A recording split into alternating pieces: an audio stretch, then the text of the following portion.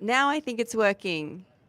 Hey guys, I am back. I have been to the Great Barrier Reef today and I've been enjoying these lives so much. I thought tonight I would talk on how I lost my stomach, which is a good story. And I know a lot of people suffer with some of the things that I had when I lost my stomach, had it surgically removed. So if you've been on other lives, you've seen I've got a scar from here all the way down here. And I was going to also bring up some photos tonight of how sick I actually was. But there's so many different stages of being sick for most of your life. And I had a congenital disease, but also I almost died another time when my stomach had to be removed surgically and my duodenum, and then I got infections, and then it re-bled, and I was vomiting everywhere, blood, and and essentially it was a perforated ulcer, but H. pylori virus was involved, anti-inflammatory medication was involved, um, so I will get into that. So start by, let me see if I can bring up just a photo. I saw the other day I could bring up a photo of that's a green screen. Oh, okay, I can. Oh, I can't bring up. I need to organize my photos a little bit better. These photos that I bring up, I think, are a little further back. But what I can do is next time I can show you some photos. But I can tell you about losing my stomach. Having it removed surgically was not something I ever anticipated. It wasn't even what was going on in my life at the time. I actually had I've said this before, it was like a second piece of uterus which was causing pains in my body apparently I was born with it, but from when I was 16 up to until I had a hysterectomy at 30. But when I was 25, I had been suffering with so much pain. I was working, my anemia was really bad. So I was really not able to stay conscious at work. And then I got home that weekend and there was this bang around my house. So there was constant banging around my house. And Mum walked downstairs and she would find me on the ground and I would get myself up and keep walking. And I'm like, what's wrong? Collapse. And she's like, you keep collapsing. And I didn't know I was collapsing because what was actually happening, and I didn't know at the time, was I was internally bleeding and I didn't have enough blood left in my body to get to my brain. So what happens then is when you're laying flat, blood can get to the brain. The heart can get it up there if you have enough blood. Most of us have enough blood, but if you've bled out, you're internally bleeding and you don't know, you stand up and blood pressure drops and I would collapse and have no memory, because if the brain isn't getting blood, it's not remembering, it's doing its basics, right? So Mum's really worried about me, puts me to bed, but I keep saying I need to go to the bathroom and be sick or have diarrhea or something. And this makes sense later on because my body wanted to get rid of blood. So I would get myself to the bathroom and then I would be sick and collapse. And Mum would find me in the bathroom, or she'd stay with me. And this went on, and I thought I was bringing up dinner. Okay, I didn't realize I was bleeding internally and it was digested blood. And this went on, and I had been pretty sick most of my life. I'd been in hospital a lot, and I was pretty tough. So I've gone to bed and something was wrong. All my limbs were tingling like they were. It was such a weird feeling. I'm like, Mum, something's really wrong. Then I would get up because I need to go to the bathroom and collapse. So the ambulance was called. And they said my blood, because I kept laying on the ground and being conscious. And I'm like, I don't want to get off the ground. But they pulled me up. My eyes rolled back into my head, took me to hospital, looked at my hemoglobin, and it was like 30 something. So they started to give me fluids and I felt better, and some blood transfusions, lots of blood transfusions. And even the hospital at the time thought that I was, all this anemia and stuff was to do with all the surgeries I had had on my pelvis.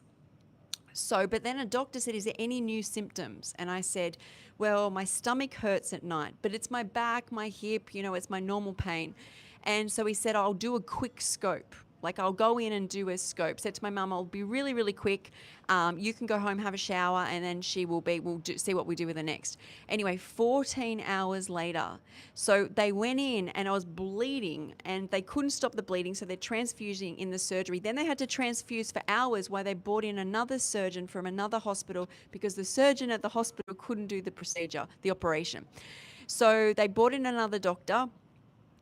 And they brought in another doctor, and there's so many surgeons. I say one doctor, but literally I had so many surgeons. And 14 hours later, I wake up and I'm told I had an ulcer, which was in my duodenum, and it had perforated, so broken through both sides of the gut. So I'm bleeding internally and into the gastro canal, or the gastric system. And they said they'd fixed it, and it's going to take a while for me to heal, but I'll be fine. And what they said caused it was, and you have to remember, ulcers used to be told that they were caused by stress.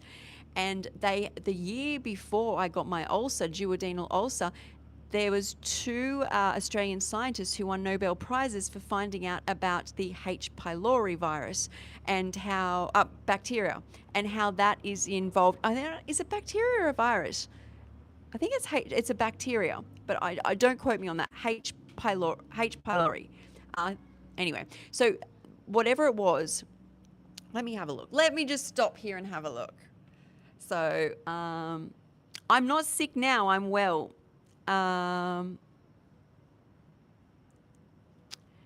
Yes, I am cured now, and that's what I'll get into. But I thought tonight I would tell my story about how I had my stomach removed, because I keep showing there's a big scar on my stomach. I've had it removed. But I will tell you what happened, because a lot of people have H. pylori, and they also have ulcers, and so they don't end up like me. Pylori. I've got my computer here tonight, guys. It's a type of bacteria. Okay, so it's a bacterial infection. So these scientists in Australia discovered that ulcers aren't just stress. There's actually bacteria that causes them, and this H. pylori bacteria. And so they gave me some medication. It's called HP7. They infuse it while I'm getting all these, still needing blood transfusions. I'd lost a lot of blood. And they didn't take my stomach out at this stage. It was still in there, and I'm in ICU, and I get to HCU, and then I'm like doing well, and I'm up and walking. I've got all drains and stuff in me, but I'm up and walking, and I'm about to go home. The night I'm about to go home, I just vomit red blood, like not now digested blood, fluoro blood everywhere. I was sitting up in my bed watching a movie, and Mum had got chocolates. She said, you can either have them or you can give them to the nurses. Well, did I regret eating that? Because I swallowed it, and all of a sudden it was like I felt the blood in my body just drop. Well, obviously it dropped. It came out my mouth.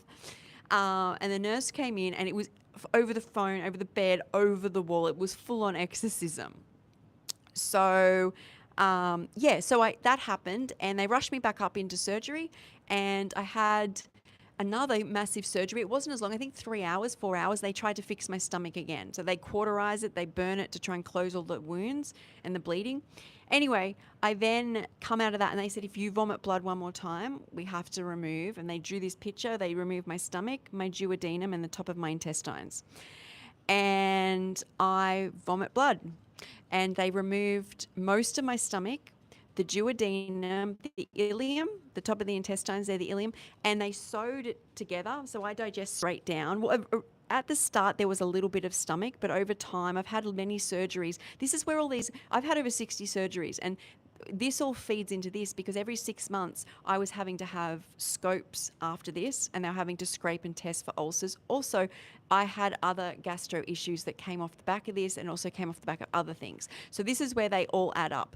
Anyway, so I came out, they removed my stomach, and then I got infections in my liver. I got terrible temperature infections in my liver and kidneys. So then another surgery, they had to drain that off. And then I finally was okay, and I was about to go home.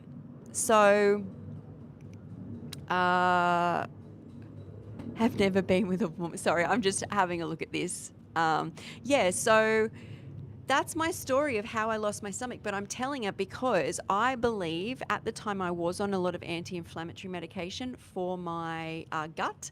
And then I was, for my pelvis. And then I was also on, I had a lot of stress. I'd had a lot of other surgeries in my life, and also an ulcer. So they're like things that if you do have, you want to get on top of and not ignore. But I do believe that although they say it's this H. pylori virus that causes such like an ulcer, really believe that anti-inflammatory medication on the packs, it says it's not good for the stomach and can be involved in increasing the chances of an ulcer occurring. But I nearly lost my life. And I've met people, and when I tell this story, a lot of people actually say, one sec, they know someone that's died from what happened to me. So, sorry guys, my hair's not usually wet. It's just I've been out on the reef today. So I just came back and had a shower.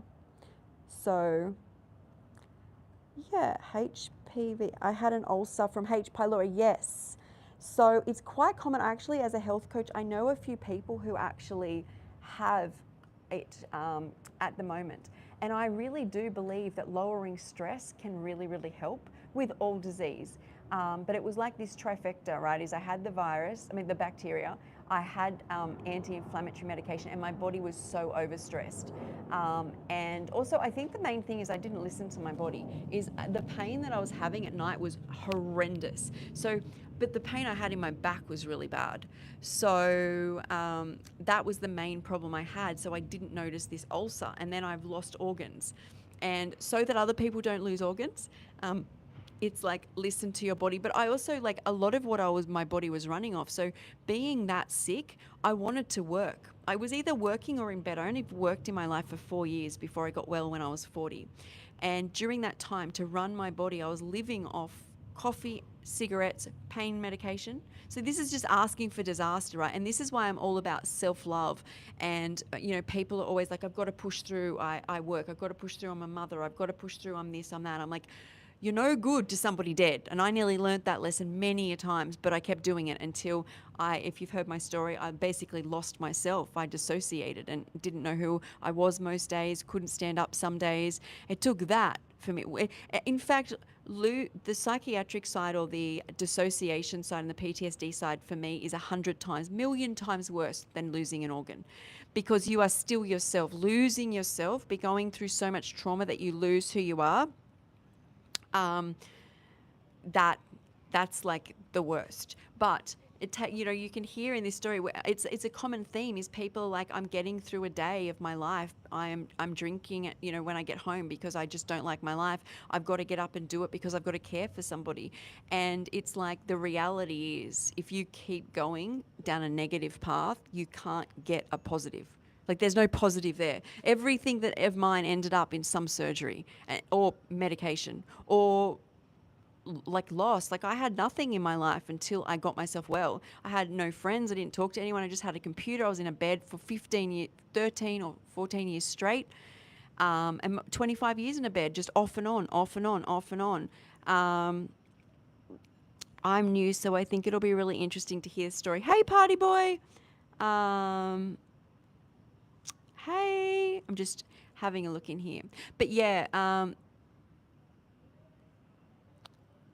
because a big cyst in her stomach. Okay, so Dallas has said, that is no joke. My wife had to remove the part where you make babies because of a big cyst in her stomach, and we are blessed with one child. A girl, still in love, definitely a strong woman I am. That's incredible. That made my blood run cold. I'm so happy you could have a child. I actually ended up having to have a hysterectomy as well as losing my stomach. So I have not had children, but I love hearing that. That's because people go through a lot. Like, I think, like, when someone has a baby these days, people don't actually know what they go through before they even get to that in the world that we live in. So I loved hearing that story. I can only imagine that not only is all of this physically traumatic, but emotionally too.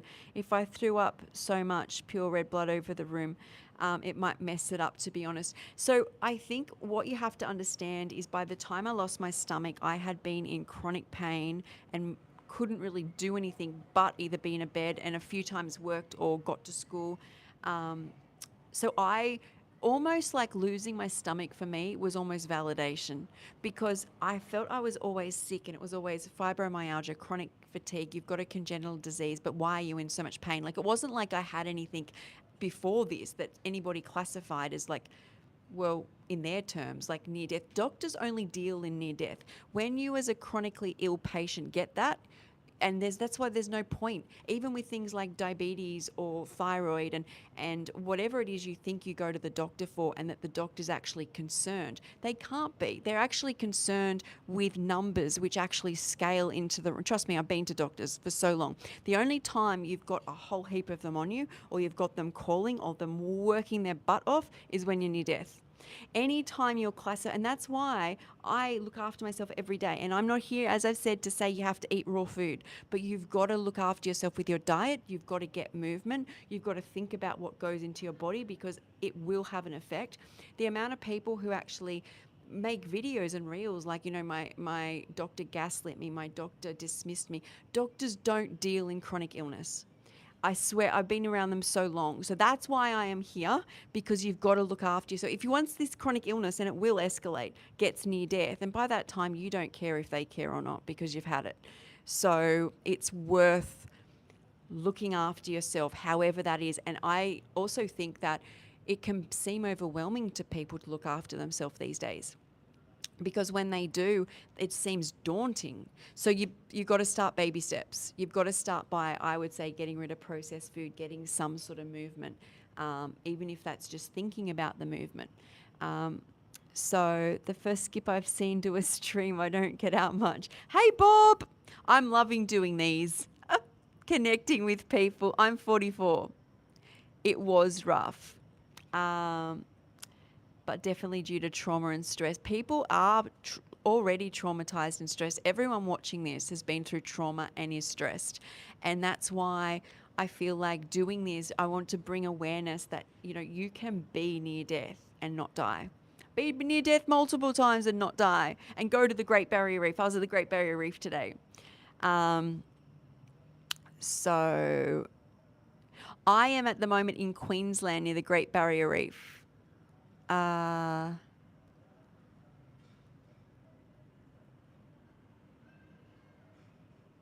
So, hey, there's lots of people here. Hang on. Hey!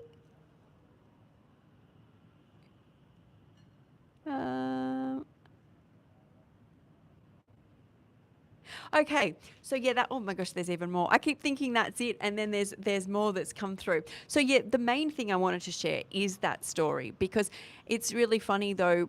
It just I say funny, I just feel like that part of my life, when I look back over it, was so easy.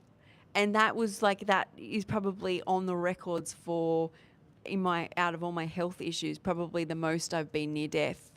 And when you get so sick, you lose yourself, like 4 years. And I've spoken in lives about how it's recently my memories come back, because I went through so much trauma. And it really shows that, I don't know, I think health is more about the soul and the spirit, trying to sort things out. And if we look at it that way, I think we get further as well. Like, think about it, how I started looking after myself. I started listening to my body. I started putting foods in, but it wasn't just food. It was getting out in nature. It was stop listening to books and doctors. What do you think, Sky? And I was like, because you get so controlled. But by the time people are already like 25 or 30, they've got to have been to the doctor so many times that they actually think they're the ones that have the answers. And as I always say, I believe each person has the answers. So I'm going through a stomach issue at the moment. I suspect it's gastric volvus.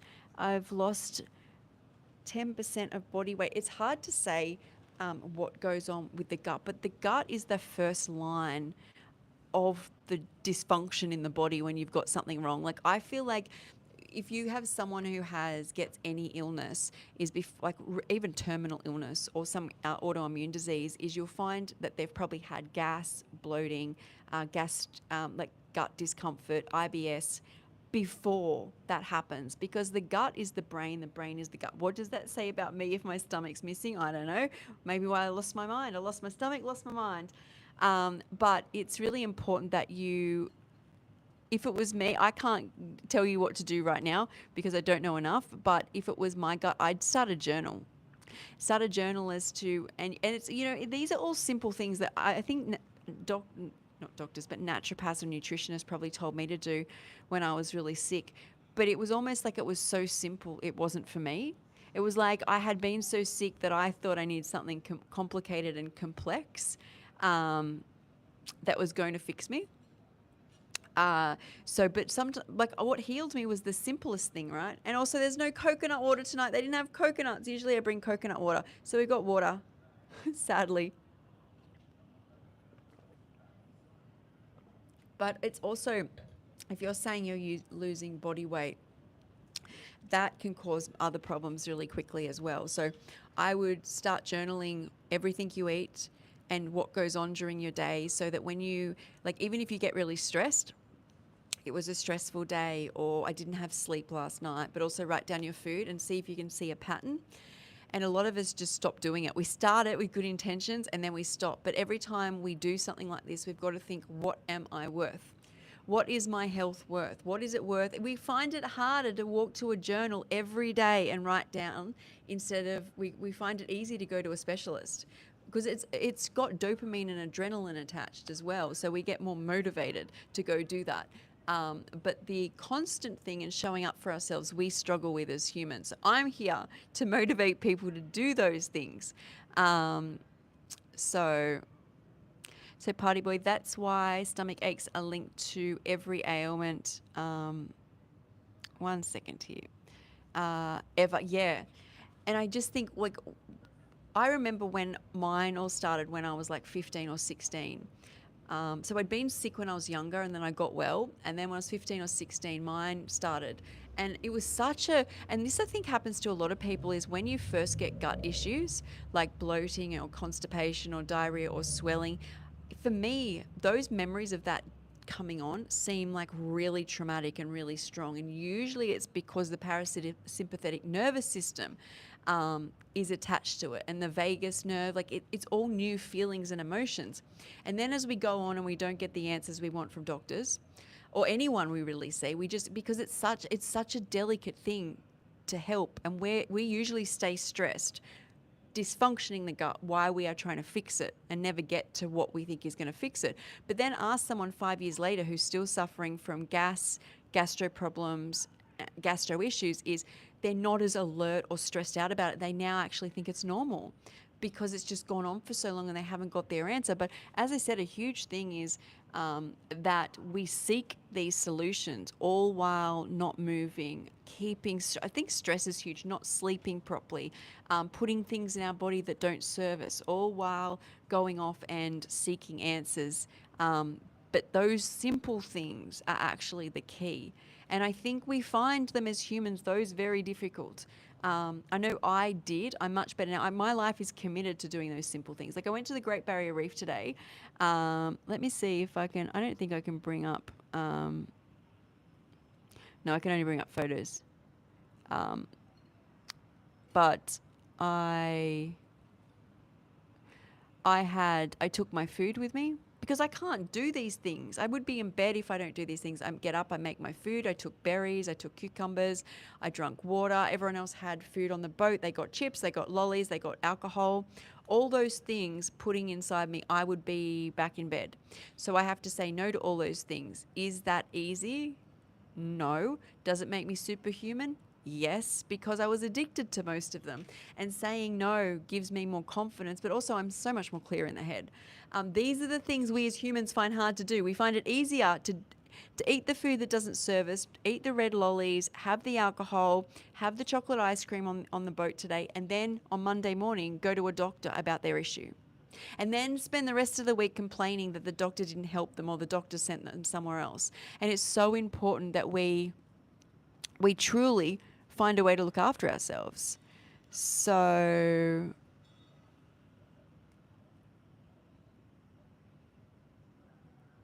yeah, sorry, I'm just scrolling down a bit here.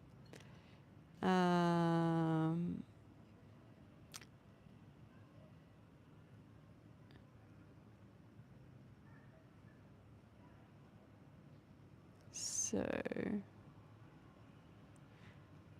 I'm siphoning out some people tonight, because yesterday or today I saw that people are like, there's just too many people trolling you. Gastric emptying study last week, and they found I've got a delayed stomach. Okay, the stomach usually delays because it's inflamed, as in, like, even if they give you a pill to speed that up, I don't even think there is something. But it's like looking after yourself can, and it's lowering stress can really help. I've helped a lot of people with gastroparesis, where the stomach just freezes. It's like the food in it turns to cement and doesn't empty. And it's about getting foods in with fiber and hydration, but also those foods have to release nutrients, which actually help build the body and the gut. And that takes time, because when people get those type of foods in, it can get worse before it gets better. Um, so, and also we tend to think that like something not working is a dysfunction, as in like, my stomach is now broken. That's the way it is. Whereas usually it's like the body, soul, and mind are overstressed, not enough sleep, not enough nutrients. If you do all that, I was talking about this last night, if you do all that for yourself and then you end up with a broken toe like I have, and you need support from a doctor, it makes sense. But make sure you're doing like all those for yourself as well. She's here again. She's like a Duracell. Do you know what? I have heard people say I'm like an in Australia energizer battery, energizer bunny. Um, oh, I would love that, party boy. Let me see. Add as a moderator. I don't know the difference. Go for gold. I keep getting distracted. I still. Um,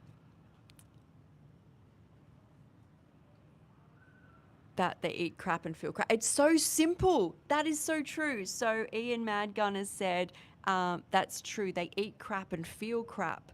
And you eat good and you feel good. But there is this side to human nature where I feel like we've evolved as a society now to seek out stimulation. And to do what I'm doing, you have to basically say no to everything that was stimulating. On top of that, to deal with the disease you've got, you've usually learnt to cope with stimulation. So like, even when my problems were really bad when I was younger, I loved to have a drink. I didn't become an alcoholic till much later, where I just drunk all day to not have PTSD. But I did these things, or I wanted to go to a really intense movie, have a glass of wine there and get really rich food, because I'm trying to escape the problem I'd created. But actually how I created it was by doing the stimulation. So I think that's really hard for people as well. And that's why I have a community as well, where I've got people writing down at the moment who have, and it's in my description, writing down at the moment what their favorite things to do are in free time. Because when you become a raw foodist or high plant-based or start looking after yourself, you can't constantly drink. You can't drink. You don't drink. You can't have things like go out, meet someone for coffee. You can't, like, there's a whole heap of things people let go of to heal. And some of the things that we do and we love to do are like yoga, walks. Like today I went to the Great Barrier Reef, dancing. What else? I love to do Pilates, meet up. You can just still do things like tea.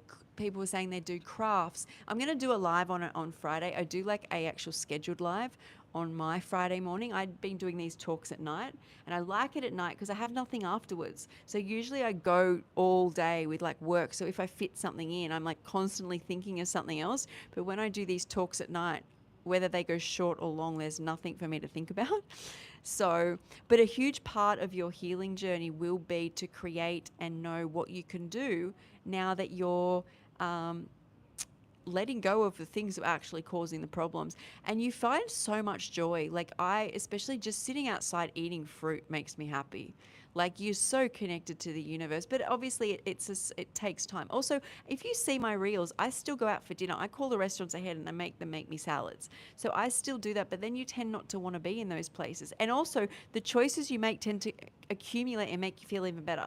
So before, when you felt like crap and you were trying to escape it by going to movies and buying hot dogs and chocolates and drinking and stuff, those things were making you feel sicker. Now you're already putting good food in, and then you're going for walks and sunrises and yoga and dance classes and breath work and meditation and reading. And so you come away from your activity and you feel better. And that always excited me. I just never knew how to get there. And the only way to get there is actually to start. Don't plan that a week from now you're going to read a lot of books on it and start, because every time you put it off, you're just training your brain to when you start to put it off again. You have to start. It doesn't have to be the whole picture, but some of it. So asking them,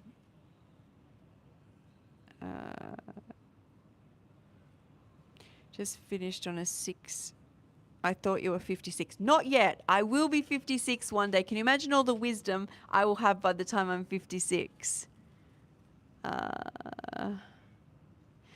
So energy drinks really, I think, are like bad. I actually, in my thoughts and feelings, is they're worse than having a glass of wine. I think chemicals are the worst. Like, what, how much my brain, if you give me something which isn't like a living cell of food, my brain just dysfunctions. My body, it's dysfunctions. And I just think those drinks are just, there's nothing of value in them. And the times in my life that I've used them have been when I can't get through a day. Like before I lost my stomach, I would have been having those and coffee and cigarettes, and they were perpetually and perpetuating the whole problem. So you have to be tough as nails to go on a health journey, because it's saying no to what seems easy. People who are really successful in life is say, do the things that you find difficult every day and you have an easy life. So get up early, read a book, go for a run, come back, make yourself a healthy breakfast. And you've done all that already, as opposed to someone who rolls out of bed and might have a cigarette and a coffee. And although it seems hard, your life overall will be easier. I've seen successful people talk on that, and it's kind of what I do every day. Is my life in general is easy because I'm chipping away every day. Like today, get up early, make myself vegetables with some flaxseed, and go and get some fruit, go and get a juice, go for a walk, all before I get on a boat where I will not touch the food that every other single person is eating. And they're the bits where you constantly say no to. But if you look at my life, I have health, like amazing health. I have spiritual health. I love my job. I love helping people. I love doing this. So, and if you look at my life now in a big picture, people will probably go, oh, her life is so easy. It's only easy because every day I say no. And as you do that, at the start, it may feel like a loss, but it starts to feel like this. I don't know. I get excited about it because I think, well, not many people can do what I do. Like it's a skill set to do that, and so I want to see what I get from doing it. And I seem to just get great health and be able to help other people, and anything I need in life comes very, very easy if I start to slide, because I've built myself up so much. And that's very protective. A huge part of my journey is when you're at rock bottom, very different when you still have your mind and you haven't lost your mind or lost your memories, or become homeless and you're having surgeries well, that trauma surgeries are never in private hospitals.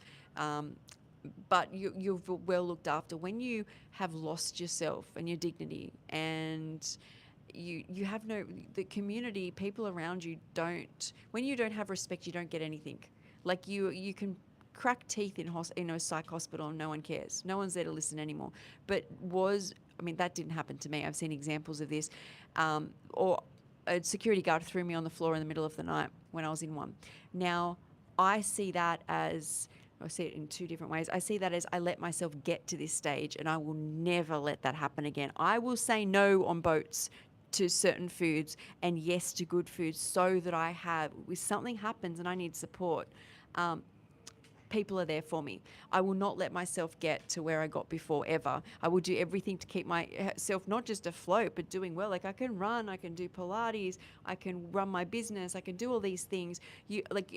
Losing your own dignity means that nobody else around me has that. So, and I guess it's a rough way to learn about it. But if it meant that that's how I had to learn, that I had to really spend every chance I get to look after myself, so be it. So I've gone off there, but so energy drinks just bring nothing to the table, and that's my thoughts. Oh, you lost part of your intestines as well, Eric. I'm so sorry. Um,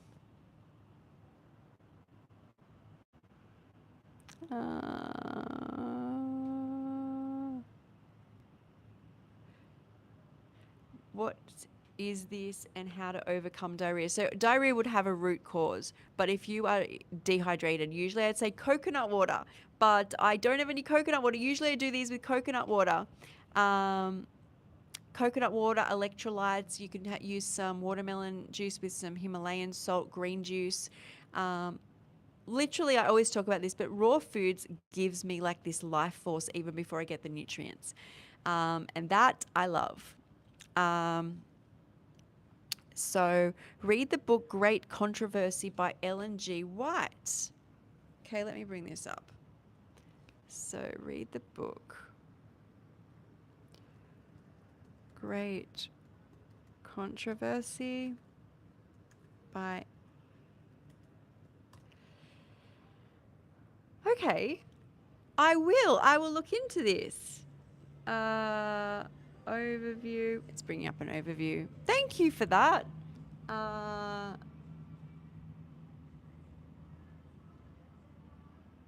have to look into it more. I won't have a look now. So, how to stop gas from kidney beans. I love them, but they cause me to bloat and gas a lot. So when it comes to foods and gas, sometimes it's not strictly the kidney beans. It may already be that your gut is problematic from other things you're eating. I don't know everything you're eating. But there is usually a way that you can, if you're eating as clean as you possibly can and the kidney beans are just the problem, is I would back off from them, give yourself a few days without them. I don't know how often you have them. And then when you have them, microdose them. So get a small amount with foods that you can digest well. I usually suggest, depends how sensitive somebody is, start with a teaspoon and spread it through your whole meal. Don't just have it as a mouthful. Is like, just say you make, I don't know if you're having rice and veggies and tofu or something, or whatever you have, is kind of mix it through the whole meal and do that and build up from a tolerable amount. And usually the gut microbiome will not get overwhelmed and build bacteria, which releases all that gas, which is causing you problems. It will build bacteria slowly. That's what we want. Anytime you shock the body, it causes a stress response. That being the gut, hit the arm, hit the elbow, you can call it a bruise, you can call it leaky gut. You've stressed the body in some way and thrown it out of balance. And so the best thing to do is little baby steps. And I even say that when you go on your health journey, it's just step by step by step. So my Crohn's disease is painful and no energy. So I know people who have eaten a raw food diet, and that looks different for each person, especially with gut issues like Crohn's. So I don't know what you're eating, but healed it. So send me an email or a message if you want to talk more, but I do know people that have healed, who've looked everywhere. If you want, go follow and check out Jeff Juices. He had Crohn's so badly, he went from carnivore to a raw vegan, and he doesn't have any issues. He fasts a lot. But if you want to talk to me, send me a message.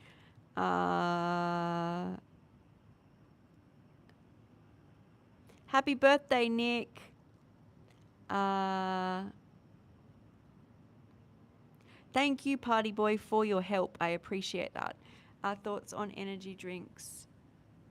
Yeah. So I just think like people who, like myself, who have energy drinks already have massive adrenal problems and energy problems. That's why we take an energy drink, right? So the heart at some level is connected to the whole adrenal system, the automatic nervous system, right?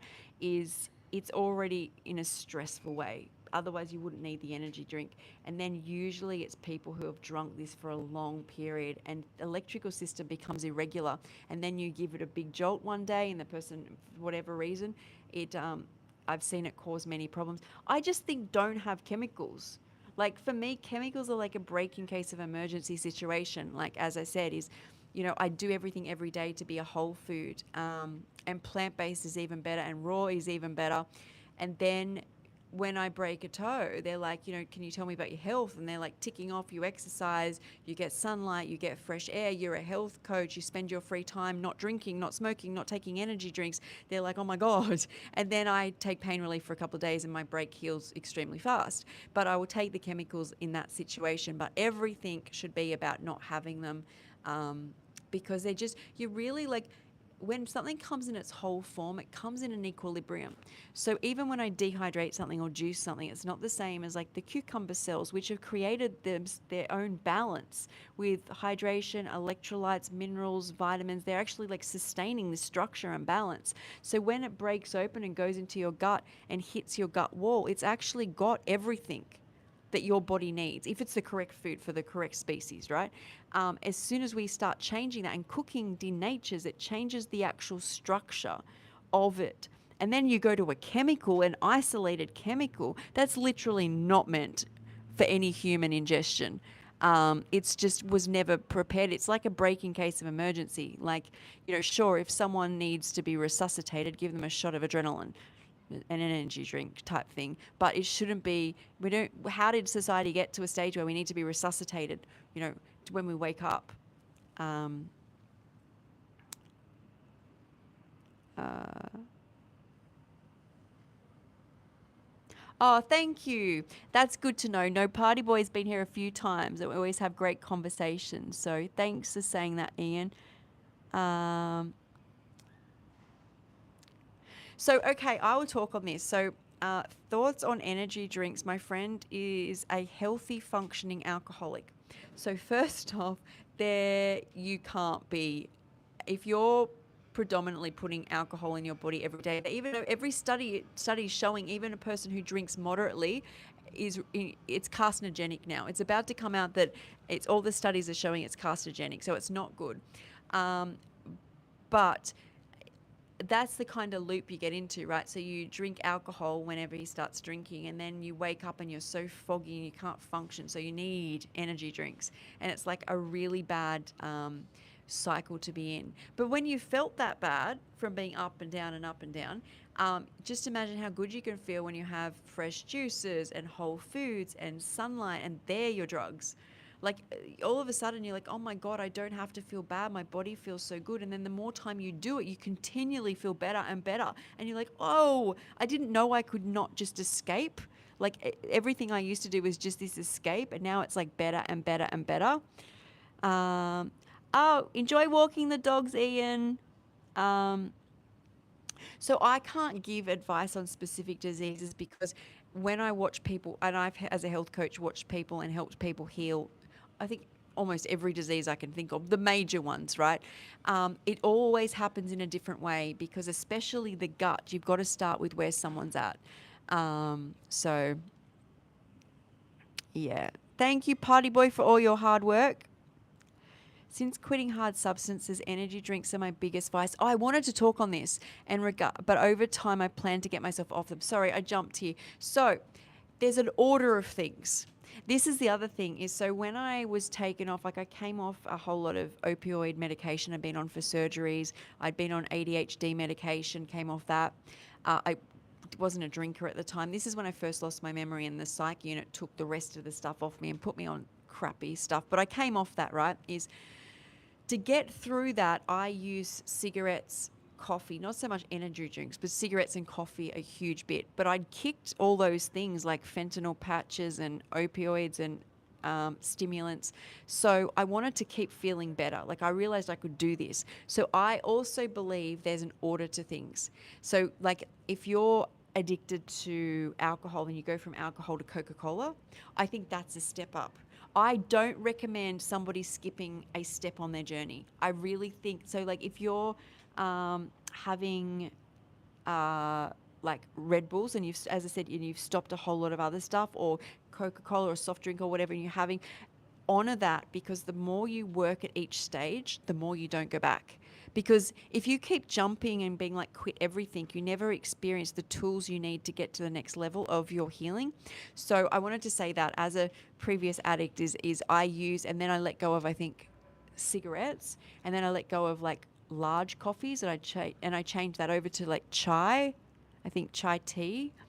And then I think I went back to coffee a bit, chai teas, and then I increased more hydration and more fruit. But it was such a process. This when I was paleo. So as long as like you know what you're using, and I said this last night, is everything can be a tool. everything. And the more you fear something and say it's bad, the more you'll have bad and feelings. But if you know what the tool is, but long term, you do not want to be in a cycle of alcohol and stimulants, as long as somebody knows that that's not good. So, uh, yeah, so I never smoked pot. The pot one comes up all the time, right? I just think the what is really scary is letting go of the construct that we live in. So if we've smoked since we're like greens since we're like 15 and we're now 50 or whatever, is we actually cannot comprehend our reality without it. And that's why I always say, as someone who's been an addict and I have an addictive personality, is know your goal, but go slow. So don't think about letting it go completely. Be like, honor yourself when you're going to use what you've always used and don't go back. Work so hard, because every level is hard work, and the hard work you put in will help you on the next level as you drop some more of whatever your goal of getting off it. Like, the work you put to slowly come off is hard. It's because we're a quick hit society. We're so used to like, boom, I'm off it, I feel amazing, and that was the best thing. Now what am I going to do next? Or like, or I'm going to this party, I'm going to have alcohol, I'm going to have cigarettes, I'm going to have drugs, I'm going to push it. And then you feel terrible. And then your next day you need to go out and have more of the same sort of things to keep yourself just level. And before you know it, you're having 5 cups or 6 cups a day of coffee just to feel level, because on the weekends or Friday nights or whatever, you're just doing something absolutely crazy with yourself. The hard thing to do is to slowly teach yourself to come off something, but increase something as you come off something. So if you're coming off something that's very stimulating, put something good in your life, like put more fruit. Or maybe, as I was saying before, is if you're not now drinking on a Saturday night, is maybe the next day you get up early and go out for breakfast. Like, you need to find that balance as you do it, but don't do it fast. Uh, MJ, I love your videos and shorts. Your content means so much to me. Thank you so much for everything. That's so nice. I'm so glad, because I put like my heart into all this. So I'm so glad it helps people. So yeah, and you know what? Ian said so true. You got to pull yourself out of the hole. Like, it's rewarding coming out of that hole. If some crane had picked me up, which I feel like it was doing, like you lose your stomach, someone patches it back up. So I do things similar to what I was doing before. I had not learned that my whole foundation had to be self-care. But I'm not saying you just wake up and do that. You've got to like pull yourself out of the hole, and that strength you need to pull yourself is what will keep you strong and where you are. Yes, people will see you and care, because how much you respect yourself is all you get back from the universe. So you may think you're someone who eats really badly, has really bad habits, and then you go out somewhere and you're like, this person treated me like crap, or said something really bad, or not very nice. Now, first off, they're only mirroring back what you've done to yourself, but also you can't process the things they're saying because you're so worn down. So it's like grating on your nerves. So these people are reflecting at you what you've done to yourself. It's like your vibe. You go out with a vibe, right? And then on top of that, you can't process or handle the negativity because your nerves and body aren't being looked after. So it's like someone's thrown acid on a wound. So you've got to care for yourself, and then people start caring for you back. It just happens. So victimhood is a choice. Don't choose that path. 100%. Do you know what? When I became a raw foodist and I had been disconnected from my family, and I finally started to find my way, before I found my way is whenever something bad happened to me, I'd be like, and look, this is happening to me now, and look, this is happening to me now, and I'm just the most unlucky person in the universe, and it's I'm cursed type thing. And then as I healed, I accept full responsibility for every single thing that's happened in my life. And a lot of people can get angry on my behalf, like, because I've had so many surgeries. They're like, all the doctors did this to you and all these people did this to you. And I'm like, no, essentially I could have always picked plants.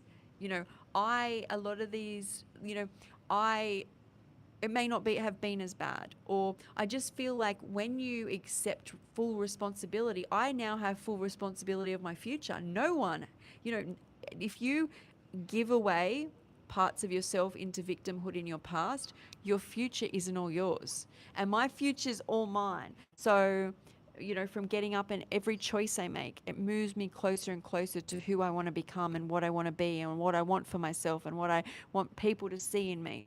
And I think that's really important. If you continue to feel that in your past, someone or something did something to you, then you're saying in your future you can get a block like that, because that's your mindset hasn't changed. So yeah, I think everything that happened to me, I got myself there. And because I got myself there, I got myself out. I actually thought at rock bottom, imagine if I put so much effort into all these, like, let's call them like deep, hard, um, chemical surgeries, like dark stuff, right? That's really deep and hard. And I survived it and I managed to get through it. But imagine if I survived and got through the good. Like, I'm feeling so crap in all of this stuff. I may as well shift it over to feel crap with the good stuff. Like, where, alcohol is making me feel bad, the food I eat's making me feel bad, the decisions I make me feel bad. What if all of those people who are on Instagram, they get up and have like green tea and go for walks and breathe fresh air, and all they worry about is having like a salad for lunch? Well, where I was and addicted to things, that didn't sound so great, but it's not so great where I am. So I may as well put all the effort I am just to keep my head above water, to actually just put my effort into the good. That's essentially another thing in my mindset that came to me.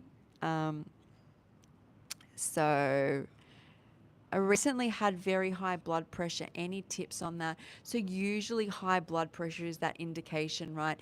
I'm going to say that's usually, and I'm not always right, but people have a diet that's high in meat. It's stressful in the body to digest, but stress in general is huge for high blood pressure. It's like, I always think like the high blood pressure can be, especially even high functioning people, right? Is they're not actually feeling the stress, but their body's like suppressing it. Um, I would say diet and movement. Movement helps so many people, just walking. And like one good habit starts the next one. So what happens is, just say you've got like an ailment and you start walking, okay? And don't even think about the next one. All you do is start walking, because when you start walking, if you haven't been exercising in a while, it'll feel a lot. And then you'll start to feel good and you'll start to reap benefits, many benefits, from feeling clearer in the head to feeling more focused at work, to noticing your waistband comes in. And then, like me, hopefully you go, well, what happens now if I swap my afternoon coffee for now tea? And you start to notice that every time you put something good in, yes, you have to work at it, but you're working hard just to stay afloat anyway. So you put something good in, and before you know it, you're like, oh my God, look at these good things coming in my life. And this is why there's so much virtue in step by step. Just do it step by step, because you start to see the shift. And you now having tea in the afternoon, you might want to keep the coffee in the morning, and now you've decided 3 times a week salad for lunch.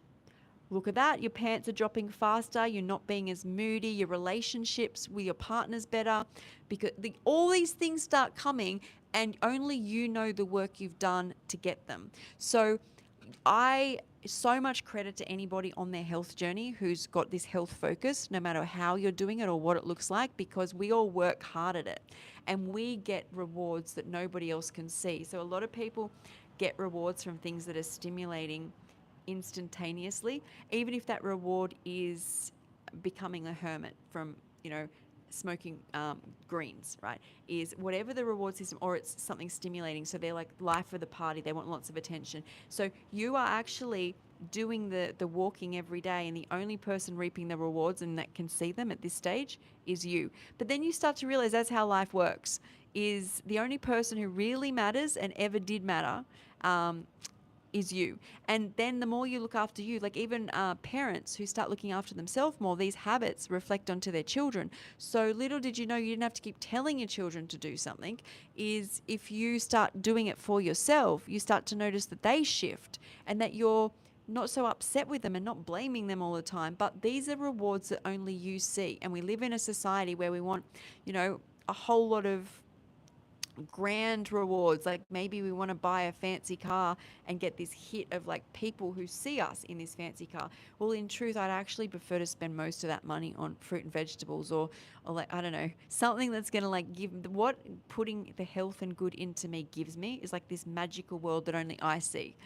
And I think a lot of people who just meet me now think, oh, she's got it easy. But the people you think have got it easy are actually doing the hard yards and fall in love with the hard stuff. But the truest way to do this is to slowly do it. Can I ask some questions? Of course, you can ask some questions. Um, those electrolytes, black currant sachets are excellent for recovery, dehydration, and rehydration. They are, but if you can get your hands on anything even more natural, it's even better. But those definitely do work. Uh, you need water, your eyelids would suggest. I don't know. I've had 3 green juices and a coconut water and raspberries and cucumber. I think I've eaten hydrating all day. Maybe I'm just, I don't know. I don't know if that's me. Um, So how am I going to eat and digest food? That's a great question. So I've jumped back here to, so when I came out of the surgeries and they'd removed my stomach and my duodenum and top of intestines, is I did not eat after. So I'd already been 2 months in the hospital. They tried to fix it. Now the last month where I didn't eat at all, I was very tiny at this stage. They were giving me hydration, fluids, and painkillers. That's it. They didn't want to give me anything else. I had to wait until every day, whether a nurse came in and put a pan underneath me or went to the bathroom, basically blood was coming out of me, and I wasn't allowed to eat until that blood stopped. Little did I know this was going to take over a month. It did, because they transfused so much and they so much trauma to that area. So then when you first start eating, they give you water, and I hadn't had a sip of water in months. It had been through an IV. Oh my God, it was like heaven. I swear to God, that memory of drinking water after not having any, I don't really remember eating the food, but what they give you is, first off, they give you, uh, it's called like, it's like liquid or jelly type food. Like it's like a jelly, a clear jelly type thing, and you've got to keep that down. And then they make that like a milky type jelly, and you've got to keep, there's like levels, that milky jelly down, and then it's a light meal. But what happens when you've got no stomach is your brain still thinks you've got a stomach. Not that I could eat much, but I'd eat and just bring it back up. And that went on for a while. It wasn't even, it's not digested. There's no spot to digest it. So you literally just bring back up food. And that went on for a few months. Um, but I eat, and the part of like the stomach is what makes chyme or vomit, and it makes that so that when it goes into the intestines, it can absorb nutrients from it easily. But if you stick anything in the gut, it can absorb from it, right? And there is a small spot that was left, but it's now turned into what looks like, I've seen the photos, like a banana. It's just an extension of the esophagus, but there is bits which would release a little bit of like more enzymes and hydrochloric acid, but not much. So it literally just goes through at the start without that first breakdown process. And that's why I struggled so much with nutrients until I started to eat a raw food diet, I believe. But also, I've said this before, when I work with anybody who's had bowel resections or pieces of their intestines removed, is electrolyte balance is like really hard.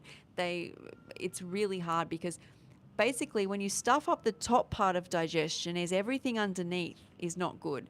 So that's why I find not having too much sugar, because I get dumping syndrome where they get blood sugar problems, because you're not slowly dripping the sugars down. It hits the intestinal wall where the sugars are absorbed and just goes straight through. And I get heart palpitations, I get sweaty, I don't feel well, very unwell. But on this diet, everything seems to be very hydrating, full of electrolytes, full of minerals, because I do a lot of greens, I do green juices, I do coconut waters. And it was like it's literally, there's like photos, if you go to my Instagram and have a look through and you see any of my reels, you see it's like looking at someone who was half dead and then it's like coming back to life. So that's my stomach. Okay, Jennifer. Hey, Jennifer. Which matcha brand do you buy? Do you use plant milks or no? I'm trying to quit my Starby's addiction and make my own at home. Okay, so I can get them. I'm not sure where you are, Jennifer. I'm in Australia. I get a matcha brand. I've used all different ones, but up here on holidays, I can probably go grab them. One sec.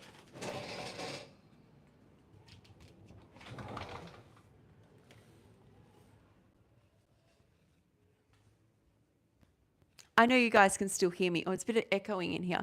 Okay, so it's called ITOEN, which we have in Woolworths here. And I usually make my own milk, but when I'm on holidays, I'm trying to be a little bit kinder to myself and buy something, because otherwise I have to bring my blender up here, and I don't want to do that. So back. Um, Let me just. Okay. So I usually go to the health food shop, and I've only just put matcha in. So literally for 2 years I did just fruits, but I really enjoy matcha, and I find they don't really mess. If I have a coffee, I get so much pain. Oh my God, all this where I had shingles. But this, it really just, it improves my mood, improves my focus. So this is what I use. But I use a different brand at home. This is what I get. So Woolworths in Australia is everywhere. So wherever I travel to, health food shops can be far away. There's always a Woolworths 5 minutes away. So I use this, and they're just little sachets like that. And I didn't grab it. I've been using monk fruit sweetener. I'm just no good with sweet stuff. So I use a bit of monk fruit if I want it sweet, but I'm quite happy to have it bitter.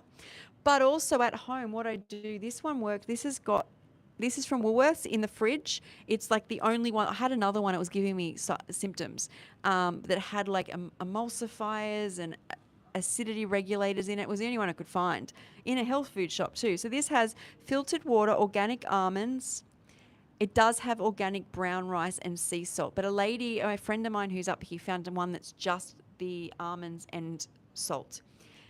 And water.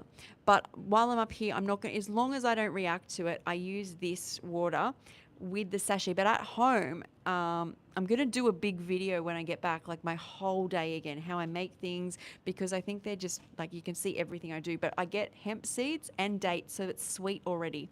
But you sweeten as much as you want with the dates. And then I put it in the blender.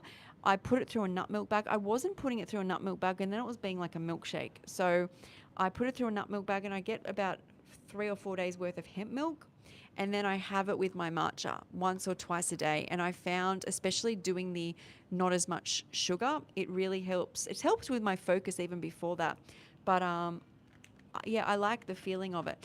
And it's definitely it's definitely worth, if you're having Starbucks at the moment, to kind of mimic that at home first. Like have it sweeter, have some vanilla essence in it, have some cinnamon in it.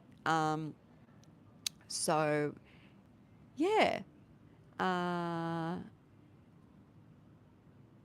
Thank you.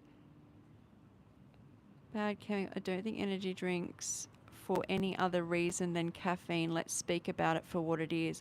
True. So I want to speak on caffeine. I could go into this about it at length. But the main thing is I have caffeine back in my life. And I let go of caffeine for 2 years. And on this planet, at this time, that is a goddamn long time. I can't do coffee. I tried coffee again. Coffee is the only cooked thing I've retried since being a raw vegan. When I hurt my leg and I stopped running, I wanted this obviously adrenaline boost, and I tried, and I get, oh my God, the shingles pain. I had shingles through the eye, and I can get trigeminal neuralgia, and that's completely gone until I have coffee. But I believe I learnt most of what I have learnt and done most of what I have done in my life with caffeine in my system. So, and remember, I'm trying to get my identity back.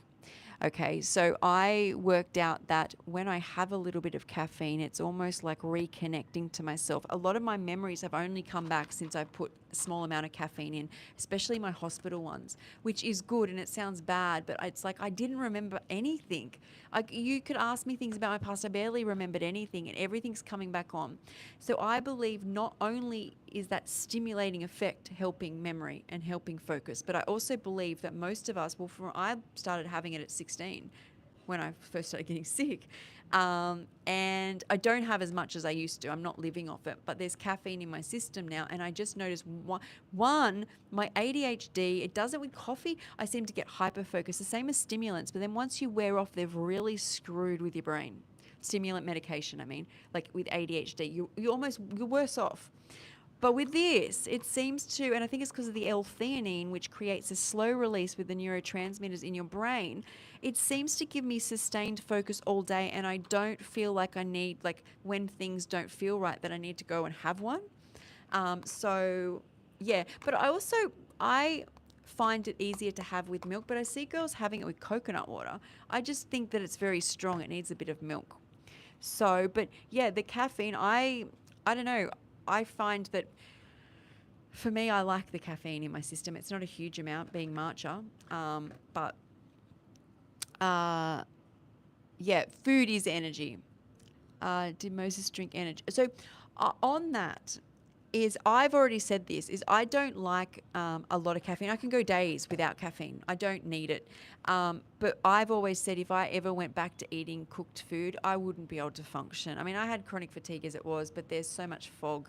I get why people are using it. But yeah, if food is that's back to what I was saying is you need to look after yourself every day.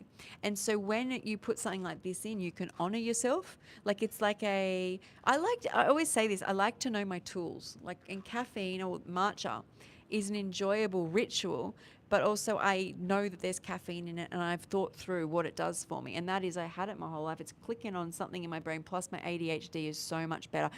Energy drinks are the worst for ADHD. Anything really sweet or stimulating seems to not be good. It seems to feel really good, and then it's just not good for someone like myself. Is because they keep up with the world that operates hard drug called caffeine. At least to me, caffeine is a hard drug.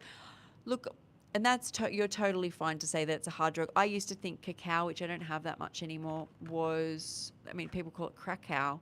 But I have found that lots of benefits for me with it. But I get people who think it's like a hard drug. Food is medicine and medicine is food. But see there, choose cannabis. See, everyone has their vice, right? And the person who chooses smoking greens over drinking matcha, we could get into an argument about it. But I wouldn't, because I'm like, everyone, you could go online now and research everything beneficial about what you do and just keep reciting it. But the only person who it affects is me or you. So it's like you have to be the master of your own life and know the tools that are out there and why you use it. And a huge thing for me is that it doesn't have this tendency to make me sick, or that just that it's sustainable. Like it's not really affecting me in a huge way, that if I stop it, it's not really here nor there. There's nothing in my life like that. I do like taking magnesium at night, though. That has helped me. My magnesium was not low, but I always say that's like the one thing that I really... But 70%, I think more than 70% of the westernized world is deficient in magnesium and their body can't access the magnesium. So that does help me. I smoked for 50 years. I was with someone that crap a lot. His co-worker is due to drugs and alcohol. I was with someone that crap a lot. I'm not sure whether you mean talk crap or actually go to the bathroom a lot. Well, because that's like an elimination pathway. It's trying to get rid of everything that goes in. So what is a detrium and why is it bad? I'm not sure what that means. Well, that's interesting. Let me see what that is. I don't know why. Anything that doesn't make sense, try not to eat. If it's just, I just think then it goes over to the classified as, even supplements to me, they're so strong. They're like a drug, right? It's like a chemical form. It's not essentially like this whole food. Did I lose that? No, here. What is this?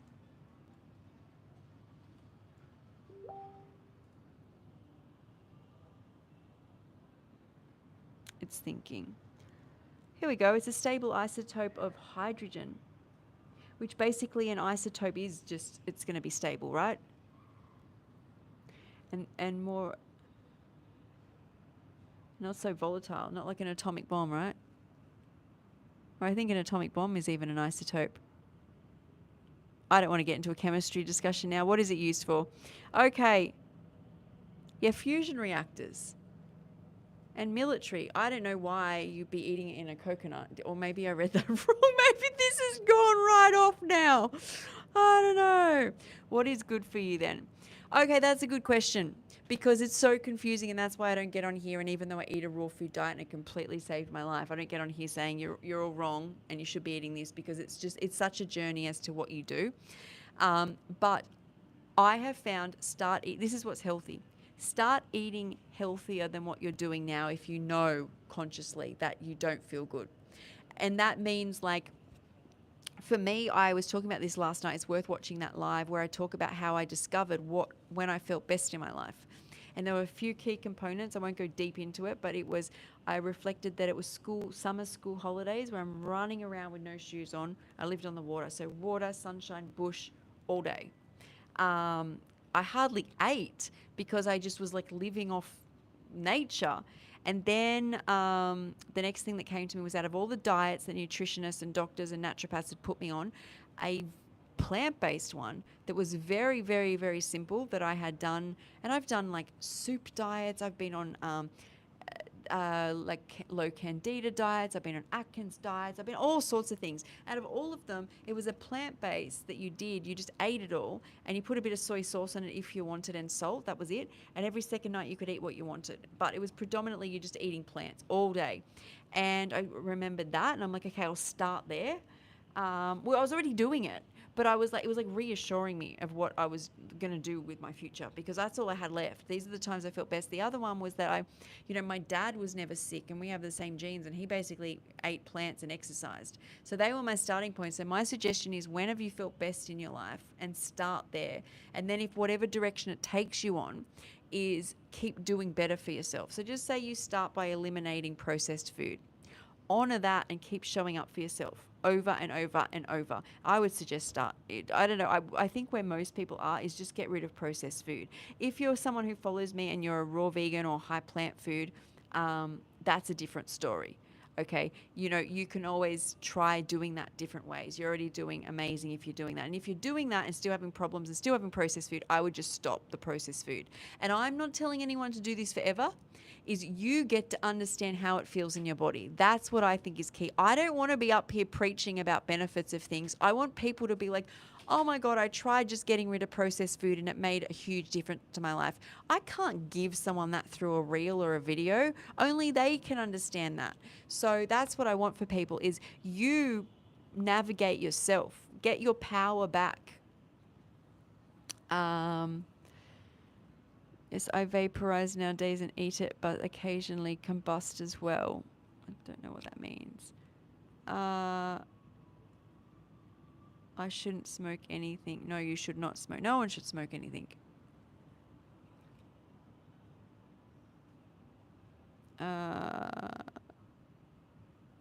It didn't hurt your looks. I'm not sure what that means.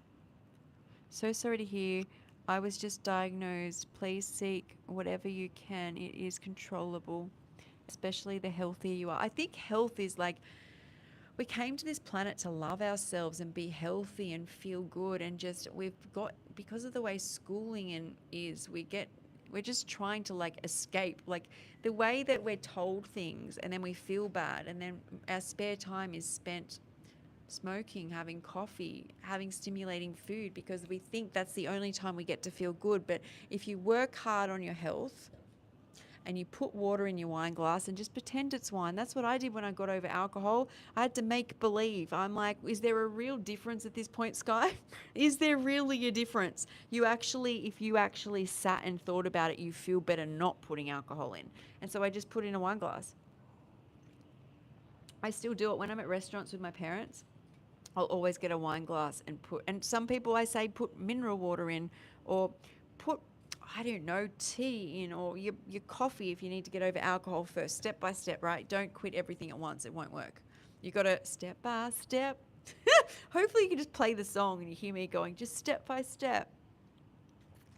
Party boy, exactly, Sky. It's really a process and a journey to seek our health and just make conscious decisions to get there. It's not always pretty, but it's progress. Yes, and be proud of yourself. Like, even being on a live like this right now, there's a million other things you could be doing. And I hopefully am bringing like a discussion of like goodness and health and bettering yourself and self-love, and that is what it's about. And it can feel hard at times because the result comes and it's unpredictable too. It's like, for example, I wanted to run again when I got myself well, and it took me a year and a half of walking every single day about 7 kilometers till I could do some jogging. So most people quit a week in because there's no quick reward. But if you keep persevering, how grateful the experience was when I could move my body again. Like, you've worked that only I knew how much it meant to me. And that's what is really hard for, I think, the world. Like, it's just, we kind of get a lot of validation and excitement from what other people think, or we suppress it by moving away and hibernating. So cigarettes are also terribly horrendous, such a bad habit. I couldn't imagine ever a bad habit or even a moment, but it's good that you quit. Yes. Are you vegan? I am vegan, but I'm not on here preaching to people to go vegan, because it's like, to me, that it's in alignment with self-love and awakening. And I have been at different stages of my life doing different things. And I think, I guess why I don't do it also is to tell someone what to do is just counterproductive. It's like pushing at them. When people are working as hard as they can every day, people have got to decide what they want to do for themselves. My party boy said I have an addictive personality too. Yes. So that's why I had to work with that addictive personality. When I quit everything, I had a vaporizer going all the time, which I literally almost used as a vape at the time. I was literally like, the peppermint oil coming out, I'm like, whew, whew, to get through the first few days of coming off everything. I came off everything all at once. And I had a salt lamp. Being around the salt helps me so much. It ionizes the body. What else did I use? I had that thing going, that vaporizer going nonstop. Peppermint oil really helped me, but I had to come off. My liver was failing. I was bleeding from places no one should bleed from. I had been sick my whole life, and I'd realized that the raw foods got me up. And so it was about me continuing to do that, and I got really, really well. So, um, from concrete dust, I'm so sorry. Uh, no, I hadn't smoked that long. Many people smoke. I was close to 20 years ago. So that's not true. I think at that time I smoked in my teens for a few years, and then I stopped for a few years. And before I lost it, any time I got anemic, I used it for energy. Um, but let's say all up 3 years at that time, I was 25. It's unheard of. It was because I was in chronic pain. Um, Hang on. Raz, I think it's time for you to stop judging people. Aren't you the one that also smokes? You just smoke something different, and no one's in here judging you. So I think that's really important, is that we all accept where people are and not sit there and judge while we have things which aren't perfect. It's really important. No part of a healing journey should be judging another person. It should be supporting people with where they're at. You're going to get more by loving something than belting it. So that's what this is all about. This stream is all about. Hopefully people that come through here feel that wherever they're at, they are loved and supported and not judged. And I will tell you something. When I was at rock bottom, and I'd slept a night outside of a hospital hugging in air conditioning, and I had FND so I could barely stand, I couldn't buy a sausage roll or cigarettes or buy anything because I couldn't read my phone. I'd had FND. And two people helped me that night, and they didn't have to. So I'm at rock bottom, and it wasn't many people, lots of people walked past me. I was kicked out of the hospital by security. Lots of people didn't show me love. I still remember these girls' names, and I could barely remember my own name. I made almost recited it in my head. One's name was Elizabeth and one's name was Cara. One gave me a cigarette. Now, that may sound like counterproductive, but it kept me warm because literally, when you get your adrenals moving from any stimulant, you're warm, okay? And the other person got me a vegan sausage roll because I had money in my phone, but I couldn't access it. When you are, anyone right in this live right now could be in their darkest hour. And I hope that always, even if they're in their brightest hour, that they can feel love from me, because I got love still when I really felt that I shouldn't. And it probably saved my life. Um, when my soul needed it more than my physical life, my soul needed someone to see me when I was that dark. So for people to who have a roof over their head, who have running water, who can read and write, I don't know why anyone would want to judge another soul. It's be grateful for all you have. And yeah, I see some nice talking about health. Rare to see similar people here in England where I can find an open minded community.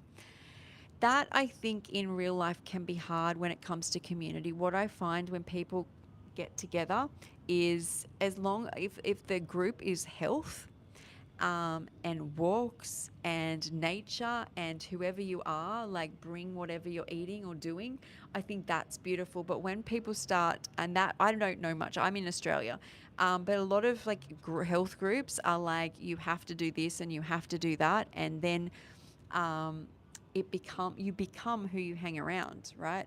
And so if people who have Crohn's make a group, right, is all they do is eat, sleep, talk Crohn's, and it becomes a part of the disease itself.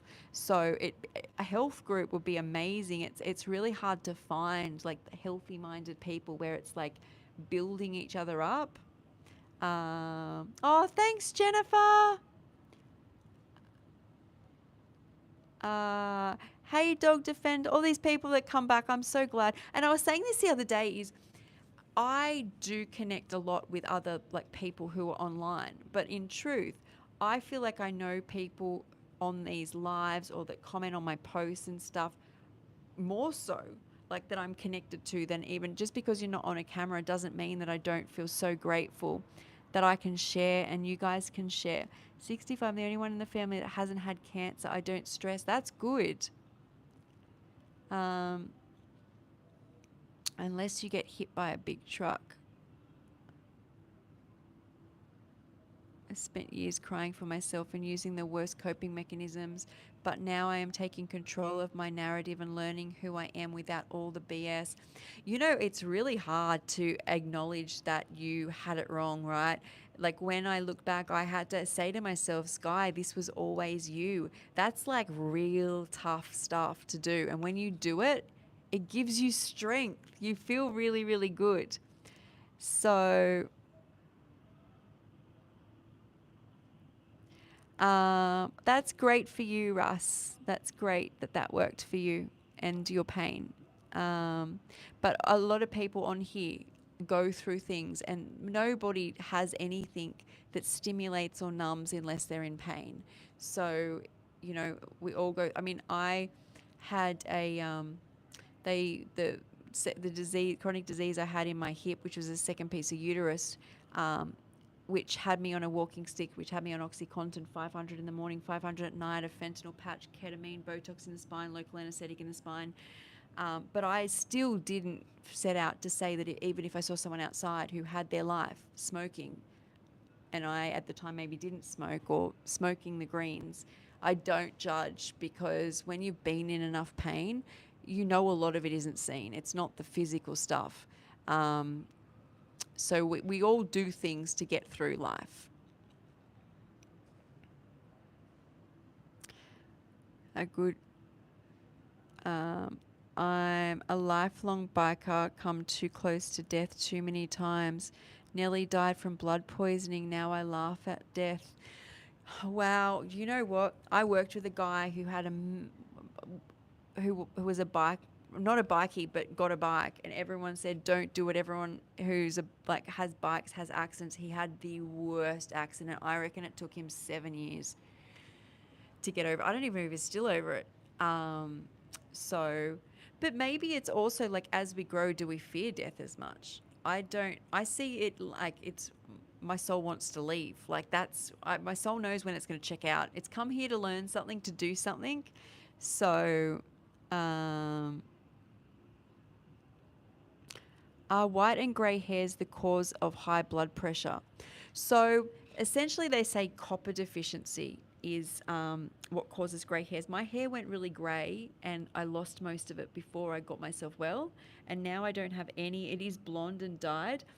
But what I notice is I start to see a couple come through. They'll disappear again every time my gut goes bad.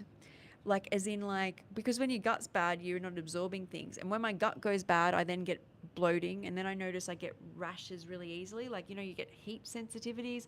It just, inflammation comes from there. So I believe that it's not strictly the blood pressure, but it's probably like the stress or the inflammation in general, not directly linked, but the whole picture type thing.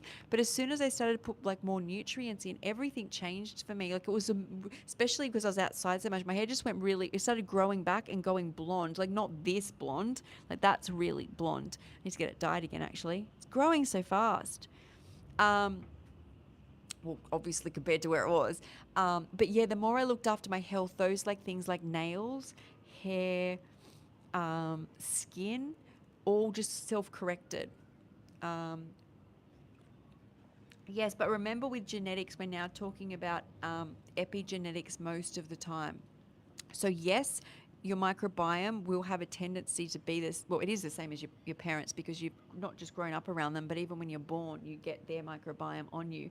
And that releases nutrients which switch on different genes. But I've interviewed doctors on my channel as well.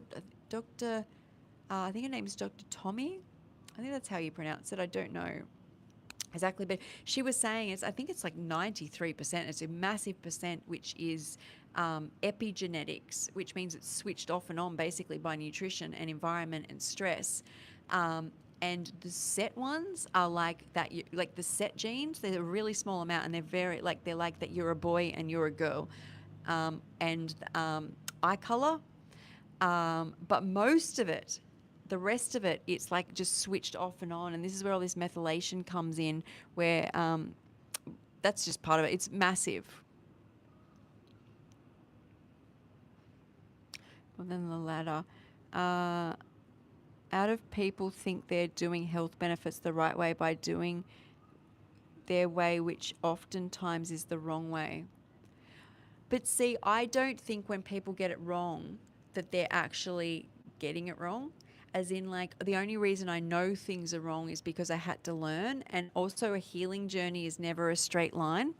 What I suggest is maybe these people are still not being. So, like, if you go fill up your feed with healthy diets, healthy recipes, and that means like whatever that looks like. Even if it's wrong, it's still moving away from what they were doing, right? So just even if people are still having like low carbohydrate diets that have like lots of chemical keto type things in it, right? They're still moved away from where they were. And to me, it's a step forward where they might be like, okay, this isn't completely working. Let me try somewhere else. And I think, look, I can say I've tried all sorts of things, right? Raw foods is unbelievable, but it's very confronting. And even if when I was at my sickest, someone presented it to me, I'd be like, are you kidding? How would this help me? I know what I would have done. So it's better to support people where they are, and they're still getting somewhere. I don't think we're supposed to race to the end. It's just we're never getting the full picture all at once. And remember, life's a bit of a journey as well. And I also don't see, like, I feel like when a soul goes into pain, they're forced to seek out. What psych drugs did and what a lot of drugs do is they stop movement. So you give someone like myself all of these medications, and you lose the stress response that moves me to the next level, that my soul or my physical self needs to get the problem solved. We as humans, you put a fire near your skin and you move away. But if you put a fire near your skin and you've got cigarettes, caffeine, opioids, a whole lot of stuff in your system, you're not really moving away. You'll just put up with the burn until your arm falls off, and they'll give you another drug. So essentially what is happening is, as long as you are working towards your health, your body will start responding. And as long as you're not still numbing it, you will feel the response. It may take time. And I just believe it's not just a physical thing, it's part of your journey while you're here. Mine are grey down there too. Um, Wisdom creates wisdom. It does. You know, eventually mine will go grey. I'm trying to starve it off right now with as much nutrition as I can. You're from India. I'm from Australia. People rarely see behind the curtain. Maybe this isn't their life to see. I just don't think seeing reality for what it is for everybody. Like what I went through to see the way the world is. And in truth, here's a question I want to ask myself is, would I prefer to be who I was before? In not knowing that you can split with reality, you can see things that aren't there, to go through horrendous pain, to be alone. In a way, yes. But what motivates me to do what I do every day is that I've suffered in ways that I just never knew were comprehensible to be. When you lose yourself, it motivates me every day. But then there's part of me that would love to go back. I battle with that because remember, I was a sick person in a bed since I was 16. So it's who I know. It's like Stockholm syndrome, right? I'm in love with the bed. I'm in love with being sick, the process. It's all I knew. I created a familiarity and a behind the curtain. You don't really know what it feels like when you have top doctors and you have a whole lot of medication, you have carers, you come from a well-off family, and all of a sudden the veil comes back. You don't remember a lot of who you are or were, and you're not connected to that sort of world anymore. You're as good as homeless for periods of time, for at least years. Not outdoors all the time. I still had money sometimes to stay in a hotel, and I still stayed with my parents. But you value, like when you're in psych units, everyone around you is basically in housing commission. They're living from week to week off disability. You become, that's all you're around. That's all you talk about. And essentially I became that. I couldn't look after myself. And when I stopped talking to my parents anytime, then I didn't have that backing. So there's part of me who would love to go back to that naive person. But so basically, I don't think it's for everyone on this plane at this time to know true darkness, to know true light. They call it dark night of the soul, right? I remember watching YouTube videos on this stuff. I'm like, I've been through it. This would be a walk in the park for me. No. um, so...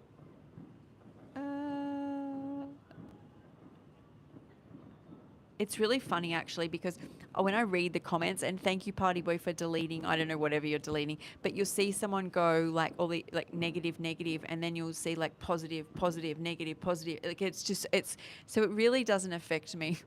But thank you. I am Aussie. That is a question, as melanin skin is quite the question. I don't know what that question is. My mum has cancer and I'm sad.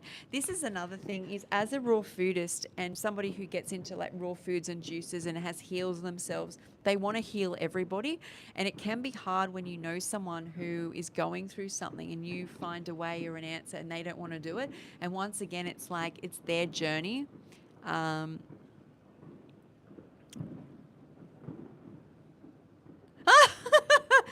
Does your father have a bakery shop because he created a cutie pie like you?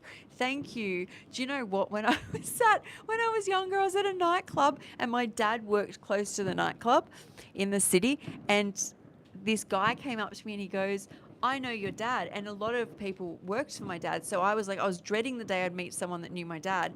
And I was like, oh my God, oh no, this is happening. And he goes, what did he say? He goes, yeah, I know your dad. He goes, hang on, your dad's Osama. And I go, my dad's Osama. And he goes, yeah, Osama bin Laden, because you're the bomb. I don't know if I'm allowed to say that on here. I did. I don't know if I get stopped, if you can say things like that. And I was like, home what? And I was like, I've never heard a line like that. But I love coffee and I'm a caffeine addict. I just think, like, as long as you know why you like caffeine. Does anyone in the chat here have ever experienced the spirit molecule? That sounds interesting. What is the spirit molecule?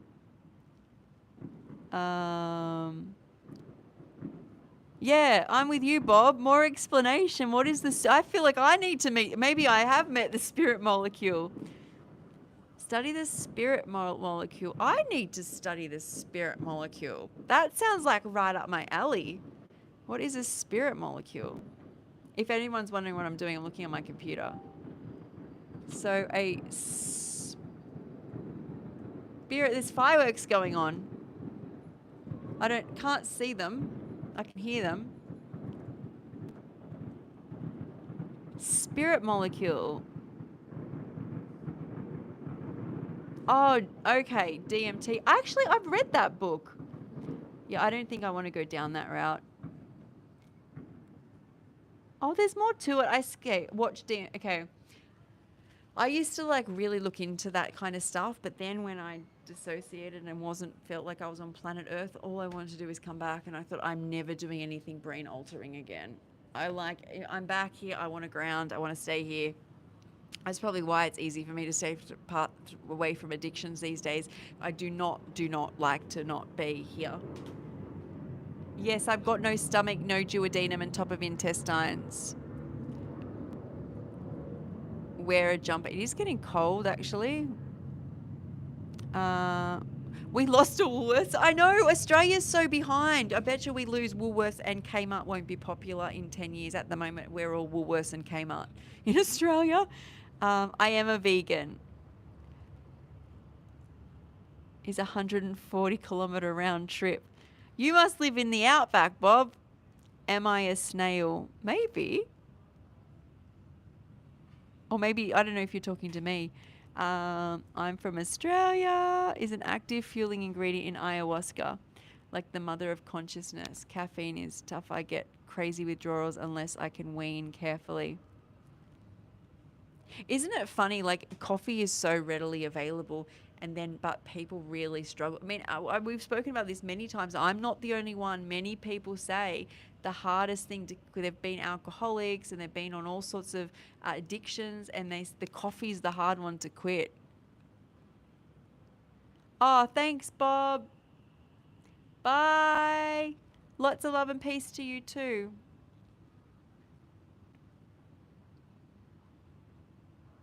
I like it with the matcha, the caffeine, because it has L-theanine in it. You can get L-theanine if you're a coffee drinker, and I see people who use stimulant medications take L-theanine to prevent the crash. It changes the breakdown in the brain of the caffeine to be like slow instead of being like a drop. You don't get a big up. I almost go into panic and fear mode when I have coffee. Like when I tried coffee again, did not work for me. This is like much natural. I purposely go days without caffeine, and I have caffeine at parties and party all night, and then help break down and clean up the decks of the party. It's powerful stuff. Yes, but that's a cycle you don't want to be in. You're better off to find out why you feel you need it. You need ups and downs. Creating ups and downs is just asking for stresses in the body. Because every time you come off it, the body's stressed out, and then when you go on it, it becomes stressed. It's like if you do something more stable, the body can pre-predict it. It's called an A and a B response. So when I studied psychology, what you can always trust in is an A and a B response. So just say every time, I'll give you an example. So there was a guy who had some heroin, cocaine. And he would have it at parties, okay? He would always have it like at parties or Saturday night. And he had it at his wedding. So he'd never had it during the day. He'd never had it at a church. He'd never had it with already a high level of anxiety and emotions going on in his body. He had a smaller amount than he usually had, and he OD'd. And the reason that happens is it's the same reason we habituate or get used to alcohol or any drug is just say when you're younger, every time you have a drink of alcohol, you put party clothes on, Saturday afternoon, and you put your favorite songs on and you start getting excited. The lighting starts to change. You start to put on perfume, so you've got smells. And then you drive in with your friends in the city, so there's more cues, okay? Is your body's relived this before, because the body pre-predicts things, right? So it's relived this experience before, so it drops all the chemicals in your body that are about to come up. So all the things like dopamine and serotonin, it also you start to feel depressed. So by the time you get to an event or a party or a dinner where you've always had a drink. It's almost like you could not fathom getting through the night without having your, well, in your case, maybe it's caffeine, but without having your drink. Because the brain's already pre-predicted that you are going to drink and made you feel terrible. So you need the drink to kind of make you feel good. And that's why, like, the first time you have alcohol, you have like 1 beer or 2 beers the first couple of times, and you're like, well, this is the best time of my life. Or people when they first try a drug are like, the first time I had it was the best ever, because your body's constantly getting feedback.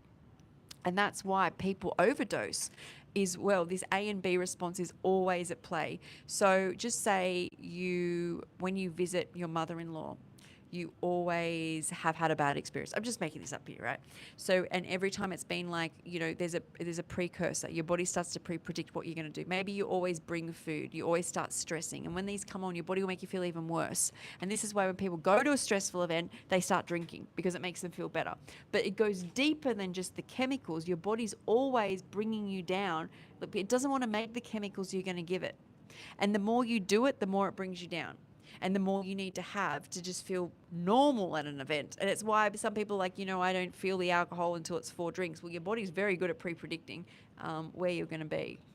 So do you know which laxatives work best? I don't recommend laxatives, but if you need help with your bowels, have a good diet, have lots of water, make sure you move and you ground, and use magnesium.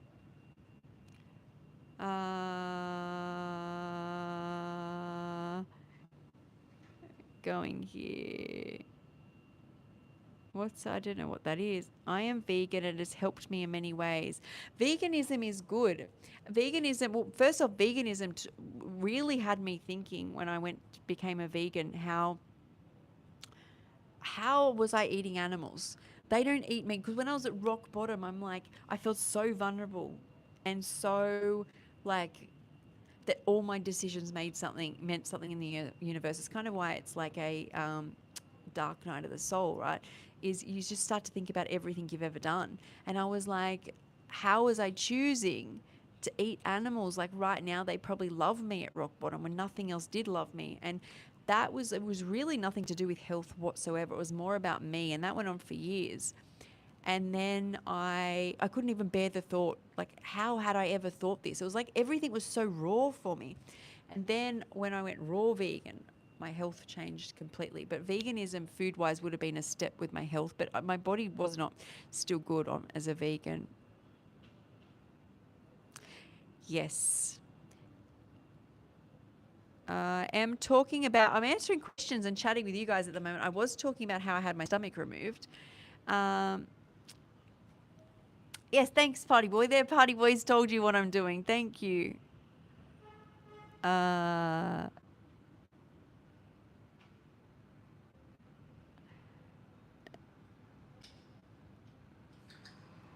People who drink will live longer. No, it's a carcinogenic.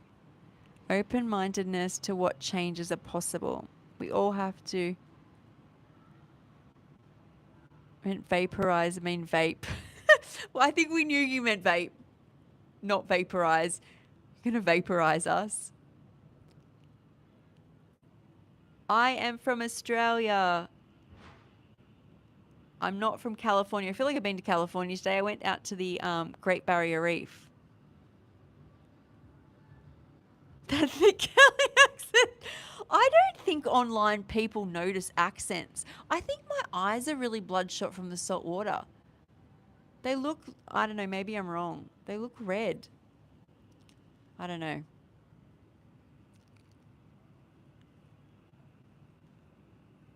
So I love Dog Defender. I love your vibe and energy, Sky.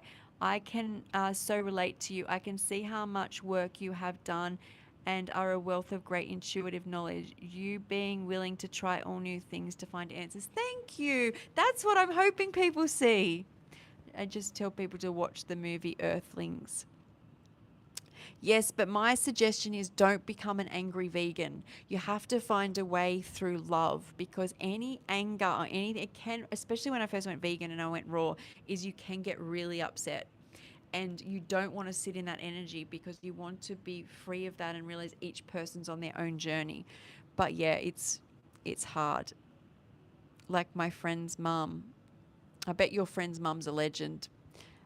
This is Sky's house. Please show her some respect. She's been pouring her heart into this to just help. Oh, thank you. Yes, there's so many different like parts to my journey, and I shared them. I shared the stomach one tonight because I know a lot of people have gut issues, and I think the H. pylori bacteria is a huge one that people have, and people have ulcers, and it's really just about looking after yourself. Um, I like that. Party Boy said, anyone in here that's in their darkest hour, just hold on and know that you are in fact strong enough to accomplish what it is that you dream of. Just stay strong and remember it's a journey.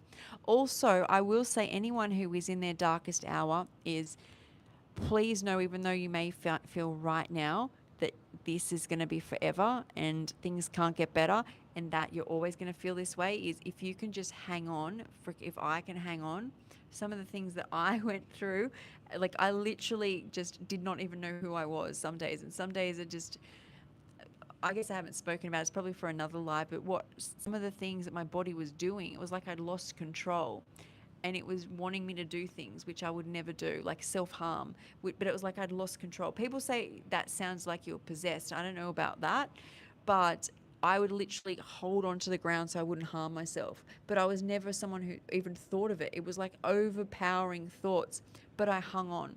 And you use anything you can to hang on, because just for now you're hanging on. You don't have to hang on forever. Trust me, the body, just like I was saying, those A and B responses in the body will strive to regulate.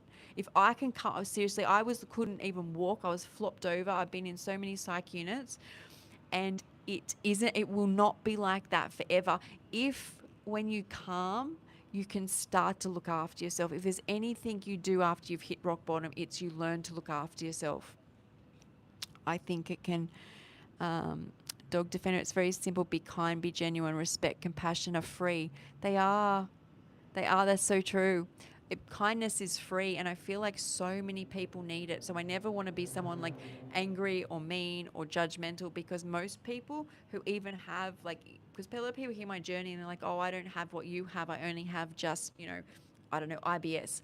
When I first got my upset gut, I remember being 16, laying in my grandma's bed, and my stomach flared up. And in my head, I was like, I can't get through this. This is so horrible. And then in my head, the way I got through it was going, I know by this time next week it'll be gone. It didn't go till I was 40. But there's all different parts to that journey, and I'm sure anyone who's been through it, but most times I did feel better in hindsight, any time that I was looking after myself in a better way. Anytime nature was involved, I was having better food and fresh air and movement. Maybe not all three of them, but anytime they increased, I did do better if I look back. But a lot of us sit in denial.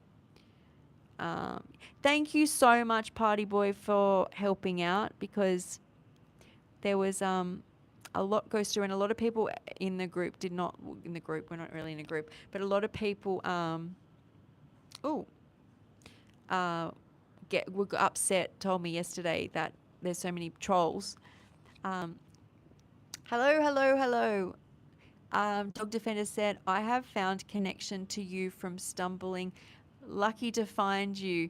I love the way you share and teach, sharing your wisdom. I feel like when you say things, I absolutely have so much respect. Oh, thank you. I'm so glad. This is why I do them. I'm like, who can see this and maybe see that they feel supported and wherever they're at, and that we can move forward, and that there's others like us, and we're all different, but one thing we have in the same is that it's love. It all comes back to finding our way back to love. Every time I'm in the greatest love, I'm in the greatest health. And it took me till I was 40 to realize that self-love is key. Like the things that I'm doing have to most of the time have me sitting in a place where there's not negative talk or negative moods or negative projection, because I'm doing something which isn't in self-love.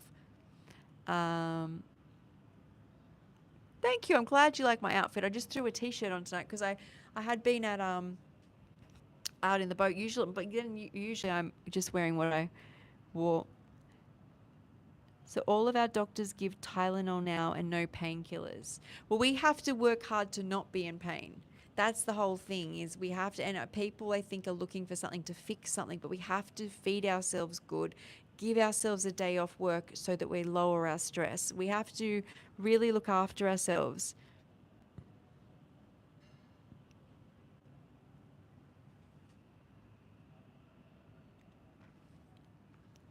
Uh, Dentists are the craziest people on earth.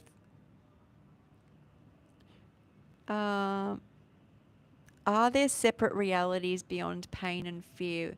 We have medicines to show us this clear. Oh, this is not, this is when you truly comprehend it. Although we think this is everything, and I think our livelihood depends on us thinking that it's everything, but it's not even a blip in the ocean. Like how long rocks in the universe have been here, how long we're on Earth. And that's what I was saying last night, is so important to appreciate the present because it's so minute in the scheme of things, yet still so important. You can't take out any of it. Otherwise, it doesn't exist. But there's so many different layers and levels to it. And that may help people to see. But then some people, I think it makes depressed because people think that they're not worth anything. You're worth something to the point that you cannot not exist. Like the whole universe does not exist if you don't exist. Like every part of it is so needed and perfect that if it didn't exist, if you didn't exist, this universe wouldn't exist. But also a part of my healing was starting to go, not just think about wanting to fix pain, but all of a sudden I started to think what choices I make don't just impact me, they impact the planet. And I want the planet to rise, like in energy and vibration. And if I can get her to rise, I'm also looking after myself. So even the decisions I made when I would buy things with less plastic, everything from me, anytime plus I got to start my life from fresh because I was like finally up and doing things, I thought about the impact. Now it gets harder as you get busier. But still, if I get too busy, I'm not serving anyone I work with or anyone I talk with. So I have to pull back. So, and then a lot of people who pull back from things, people like, you're selfish, you didn't come to my, well, they don't say this to me, but probably think, selfish, you didn't come to my party. You said you were coming over tonight and you didn't come. I am someone who does not care that other people think that because my days are spent looking and loving me. And if I have put all that effort in to saying no to lollies and no to, alcohol and no to all these things, and then I went and made myself feel bad because I pushed myself when I was overtired to go to a friend's house when I really was just too overtired. That doesn't sit in alignment with making all the working. Because the harder you work on this on yourself, the less you'll give yourself away. Put it that way. You will not care soon saying no. The other thing is like my family is very accepting. I'm very lucky in that I will go to family events, but I'm kind of like the kids that leave. My nieces are 11 and 13 that leave early. They eat their meal, kids' meal or whatever, and then they leave or they go home and they do their thing. I'm kind of like that. And the other thing is when you don't drink, is the energy I bring is so big. And I bring a lot of it for maybe 2 hours, but I always leave when everyone's drunk anyway, and no one even remembers I left because they're going into the days phase of the night where they don't remember it anyway. And then you start to think, why did I do things that I don't remember? Like, what's the point? And then I'm up early in the morning having a juice, going for a run, feeling better and better and better. And I decided to run my life that way. But you get used to, the more you look after yourself, being very selective when you will even give your energy out, and you have no problem saying no. I don't feel bad at all. Like, I will not let myself feel bad. Bad feelings equal sickness to me. Back to Dr. Emoto, is what you project into water. Basically, the water takes on those properties. We are water. I don't want that. What's the point of working so hard on yourself and then sitting somewhere for 5 hours where all your thoughts are negative? I think it's like more than undoing what you've done. So you become very selective. Party boy, it's my pleasure. Positive, loving vibes only. Yes, this is what it's all about. Hey, I'm from Australia, Australia, Australia. When you're in pain, what's the best food to eat? Okay, that's a great question. So eventually you want to get to a diet which just lowers inflammation. And I believe plant-based, raw if you can do it, but plant-based will really help. But if you're in pain, what is really important is hydration. I would get fresh coconuts. They seem to heal everything for me. But you can't just live off that, right? So I assume this person's saying when you're in acute pain, whether I guess maybe migraines, period pain, pain from diabetes, I don't know, some sort of pain, right? If you're in acute pain and you want to lower that pain, fresh coconut water. it just seems to, you hydrate the body, you feel amazing. If you can't afford that, getting some electrolytes somehow. I've saw people talk about sachets they get. I know my mum uses one. You can get electrolytes. They do help. The other thing is water. Have water. Have some tea. I like peppermint tea. It's calming. I put some peppermint oil. These are like the things that I use when I couldn't use painkillers and I couldn't use alcohol and I couldn't use vape. I'd use peppermint oil and I put it on like points here, here, maybe here, where the pain was. I'd have a vaporizer, um, salt lamp. I was in so much pain when I first stopped. It was like my nerves were so sore. I also found to help me with pain, avocado fat seemed to really, really help me. But if I was in pain and I was eating a standard diet, I'd say soup. It's easy, anything easy on the digestive system, and that soup could be, any vegetable soup's going to have nutrition, but it's not going to fix the problem straight away. So if someone wants to get out of pain long term, you've got to completely change your diet, um, and lifestyle, and start feeling out what works for you. But if you're in pain and you want to fix it, electrolytes, tea, peppermint oil, salt lamps. Look, I have all sorts of things because I've been in so much chronic pain. There's all sorts of things I've helped people get out of acute pain situations. Like a TENS machine is really amazing. I'm working with someone at the moment who uses biomagnetic feedback. So basically, you kind of got that going into your system, which can distract. But when I was in really bad pain, a TENS machine was amazing until it stopped working because I was in so much pain. But this is all just kind of like a distraction until I actually foundations changed. And now these things can support me. So I found in the past, like going to chiropractors or physios never fixed the problem. It kind of distracted me. But now with the diet and the exercise and the self-love and the fresh air and the good sleep, is if something starts to go out, it can support me while I do things to get my body and mind back in alignment. So yeah, narcissists we don't want. We want love. I'm in Australia. Emma. Uh, it will take you to another dimension. Um, you said no stomach. What do you mean? So you can go back and watch the start of this live, but essentially I had my stomach, duodenum and top of intestines removed. I've had also a full hysterectomy. I've had over 60 surgeries. There's lots to unpack there. You technically do spirit molecule every night when you sleep. True. But here's the thing. I want to stay grounded. That's just me. Everyone has a different healing journey. Look, I watched a video when I was really sick that motivated me, really sick. And I hadn't started my awakening or lost my memory yet, but there was a YouTube video of a whole heap of people that went into the Amazon rainforest to meet up with shamans who use plant medicine to heal any disease and use the Amazon to heal any disease. And I've looked for this video. I've looked for it. I would post this video if I could find it. But these people went in, and the first thing that happened when they got there, so they're grounded. They've got no shoes on, so they're on the electromagnetic field of the earth. They're given this laxative which literally flushes out their system, and they're bathed in these like mud baths. And there's these shamans who basically live in the Amazon, and they're connected to the earth, and they use like smoke. They take people out into the Amazon, and the tree that's meant for talks to these guys, and the plants are pulled and taken, and these guys smoke. I think they smoke it. They take in the plant medicine, and then they breathe it onto like liver cancer and all sorts of diseases. All these people go home. Ayahuasca's used. They have this. Some people really go through it. It's like a massive like exorcism detox thing. And most of these diseases are healed, but these people go back again as well because there's so much of a transformation. But once again, it's kind of what I'm doing in modern world is I will spend any time I can with no shoes on. It's back to like when I hit rock bottom, what are the things that really stood out to me that I have access to? And that is nature, is you can sit your butt under a tree. You don't have to be in the Amazon.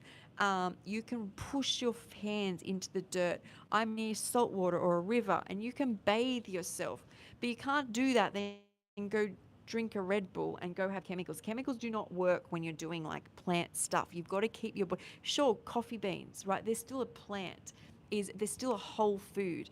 I just notice you just can't do that type of thing or get what you want from it until you really commit to like lots of whole foods, whatever that, just not chemicals is what I'm saying here. Not live off chemicals. Like when I was, before I had my like awakening or dissociation, they had me on like all, so many drugs, not just that, but like the food I ate because I was so underweight was always like powdered stuff and like pudding powdered stuff. Like, no. Um, so yeah, it's so interesting that, but I just think it's like, to find ourselves, we've got to go back to our roots. Once you go back to your roots, you can come back. But it's like really that self-discovery. What's it like living in Australia? My husband wants me, him, and our other 6 children to move there. It's amazing. To be honest, when I hear stories of overseas, not everywhere overseas, everywhere has their bonuses, but it's just so, Australians are just relaxed. Like even when I talk to Australians, everyone in Australia is just very relaxed, because I don't think we have much stress yet. That could change, but it's just, it's like we're very, what you see is what you get. Yeah, it's good. It's amazing. It's beautiful. It's very beautiful. Into the matcha, very nice. I do love matcha. I've quit cigarettes, weed, alcohol, and Adderall. You're amazing. I've quit some of those and they're not easy to quit. So good for you. Congratulations. I enjoy the L-theanine, less jitters. Yeah, I love the focus because as I said, I've did high fruits for like 2 years and I thought I had got my ADHD under control until I actually realized that with the omega-3 diet, which is high, and I've got that in the description if anyone wants to grab that and see what I'm eating and what muscle activation is and histamines. But that has really helped me, as well as the matcha and the lower sugar, go into what I call black holes of concentration, which I don't know whether I ever really truly had. Because I was diagnosed with ADHD, I could do things, but the way I did them is you keep doing things, right? You're keeping it's like a mock focus, or what would you call, like dopamine rush, by doing so much, so many things going on, and having like what I call this hole you go into, like, whoa, I've been gone for 15 minutes. Like, it's amazing. You guys do a lot of drugs for this to be a healthy channel. This is like, I think this is the thing, right? Is, well, they're all quit. Everyone who gets on their health journey has been through it. I think that's the reality of it. Is if you've reached a health journey, you've usually been through it. And even if you're someone who's like, I've never done drugs, I bet if I spoke to you about the foods you've done, you eat, I classify them up there. Like, I really do. What do you mean you have no stomach or intestines? It was removed surgically. I had a perforated ulcer and they've taken it out, the stomach, the duodenum, and top of intestines. It's just one long esophagus. I eat and it goes straight into the intestines. And you're best off to rewatch this when it gets posted. I take magnesium instead of laxatives. We all seem to have slow bowel movements. Pray. You make it through anything. Yeah, because pray is essentially, you're still talking to yourself as well. You're talking to yourself, your universe, what you believe in, and just love you. Like, I love myself so much that one time when I vomited when I was like raw. And the first thing that came to my mind is, oh, well, that feels much better than it used to when I ate acidic foods. Like, I always think positive, even when my head's in a toilet, because I don't really get sick anymore. But I had to have some pain relief for a tooth surgery, and it made me sick. And the first thing I thought is, usually you're like, bleh, and it's like this acid that comes up and it's horrid. And I was like, oh my God, it's just, well, like, it's like raw fruit. It's not really anything. And so I always think positive. So it's like, sit in what you want, sit in what you love, sit in what you'd love to see. And yeah.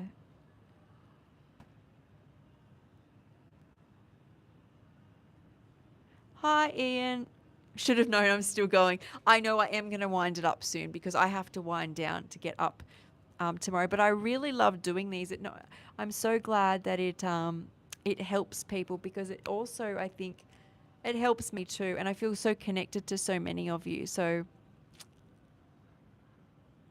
yeah, I noticed that. They're not usually like this. No, I actually didn't I had a mask on out at the Great Barrier Reef, but it is salty. And I did go under, have a look. I posted a reel. I went under the I think I can show you a photo, actually. Let me see, I'll get this right. There is photos here. Is that my mum or me? I can't tell if that's my mum or me. Is that me? There's me! Underwater. It looks fake, but that's all actually on the Great Barrier Reef today. So I was actually under walking along on the bottom. So that would be my... Oh, you can't really see. There I am there. It's underwater. Uh, here we go. See, we put that big helmet on, and then that's my mum, and then we walked under, and I'm wondering if it was the pressure, because you're like you have to you walk down, you have to depressurize, repressurize as you go down. Um, so that was fun. That was fun, but I think that's what's done it, doing that. But it could be the sun too. The sun and salt seem to be that combo, which is like um, not good. Read my name, original admin. Yours sound like AI Google. Maybe, maybe. Are you talking about me? Maybe I've done this so much I'm now like Siri. Uh, uh, when I was at my darkest, I took comfort in knowing it couldn't get any worse. Then it got worse. It always does that.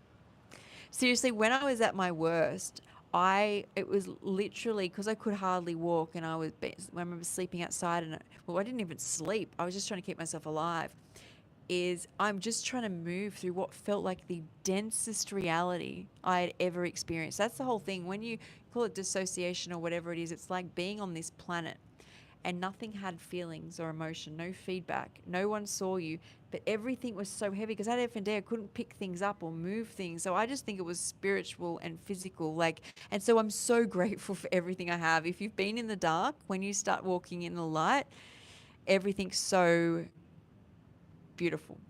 Keep working on yourselves, guys. Whatever that looks like for you, it does move you forward. The only thing that ever gets me anywhere is when I work on myself. And actually, people who are millionaires, multi-millionaires, I don't know if they're billionaires, but millionaires say, don't work hard at your job, work hard on yourself and watch what comes of that.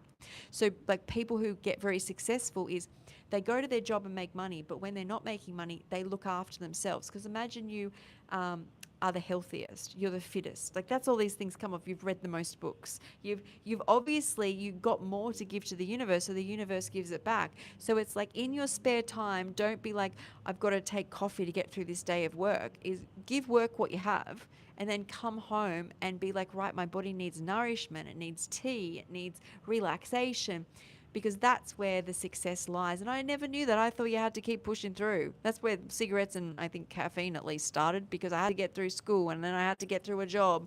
What I know now, I wouldn't be doing that. And I will even as a coach push clients back so that they get the best version of me. I'm better off to take a day off and then the next 7 days or whatever long I'm well again, is people get the best me. I get the best me. It's a win-win.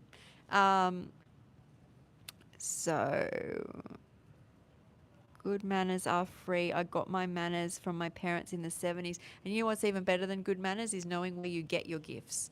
Is like that you know where you learnt them. Because a lot of people are like, I was just born like that. I just have all that. But when you can actually reflect on where things come from in gratitude, is you start to look for more gratitude in your life. Like, where did I get this? Where did I pick this up? Where did I see this?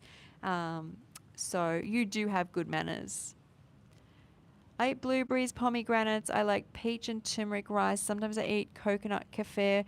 And I also have a neighbor with IBS. Is that meant to go like that? Like, that's amazing that you do all those things, but maybe there's a full stop there or something. But that's amazing. They're great things to do for yourself. But I have a neighbor with IBS. Is that like a question or something? I don't mess around. I really don't. Hey.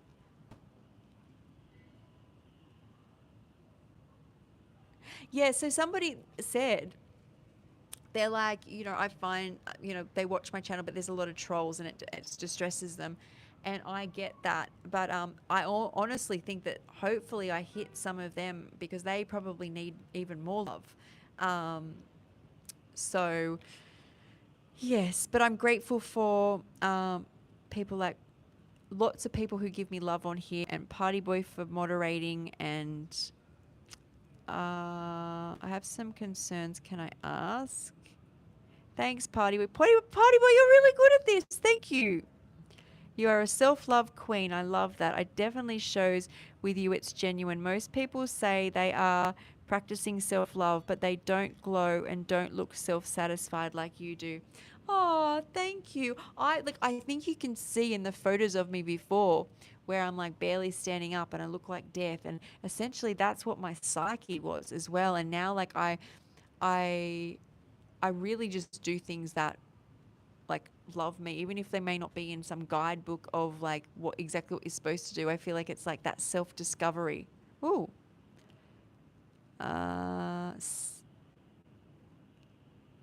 uh, I've blacked out all over the world. I was partying in part because I work in nightlife, but I was using it to cope. Now that I'm working on myself, I don't need to black out anymore. That's amazing. Like, and it's amazing when you can see that. And what I think happens sadly is each of our journeys, it's only us, like the person who knows what we've gone through. Like, people probably hear my journey, for example, where I lost my stomach, and they're like, that was the worst thing in the world. That would be so horrific. Imagine the trauma. But I actually know that it's the hardest times were some of my emotional turmoils that I've gone through. So I can only imagine what you've gone through, Party Boy, to pull yourself out of that. So coconut water is acidity generative properties. Ayurvedic says no to coconut water when a stomach is upset. So I am all about listening to Ayurvedic, taking the principles that resonate with you and using that. If I stuck to Ayurvedic, I'd still be in a bed sick. So only raw foods got me up, and the only person who could work that out was me. So it's like, if I, because people are like, what do you think of medical medium? I'm like, if you do medical medium from a standard American diet, you're going to be running rings around your old self. But it doesn't mean it's like the only way. Take the principles that come from that. A lot of people love the celery juice, and they love a lot of them do low fat to heal. There's all principles they find in that, but don't just say that's it. And that's the same with Ayurvedic. Is there may be principles in it that are amazing, that really really help, but don't close yourself off. In my experience, it's like if I'd done Chinese medicine, any of that, I would never have got where I am today. So stay open minded. Nothing I haven't seen coconut water heal. If you feel like the thought of coconut water is making you sick, good indicator not to drink it. But most of the time, you're dehydrated. Uh,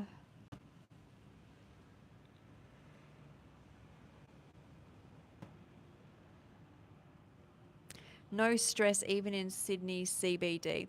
Well, see, yes, there is a hell of a lot of stress in in Sydney CBD, but I always lived outside of the city. I worked in the city for 4 years. I worked 4 years before. That's the only time I kind of worked. I went to university in the city, so when I did that, that was just outside the city. But I've always lived in the suburbs by a beach, by the water. It's I don't have much to compare it to really because I haven't traveled that much, but it is what you make it. You can, if you want to feed off stress, which can be dopamine giving, you can go move in the city, have really late nights, push yourself. But I think it's what you find. You can find calm everywhere. Um, oh, Smart Brain said, "Hi, all on lovely Earth. How is your lovely day?" I can't get rid of a continuous burp inside my stomach. So that is usually an indication. In fact, it's usually a indication of constipation, because you get a block and everything that's supposed to be going down can't go down, and it starts to ferment, and you get.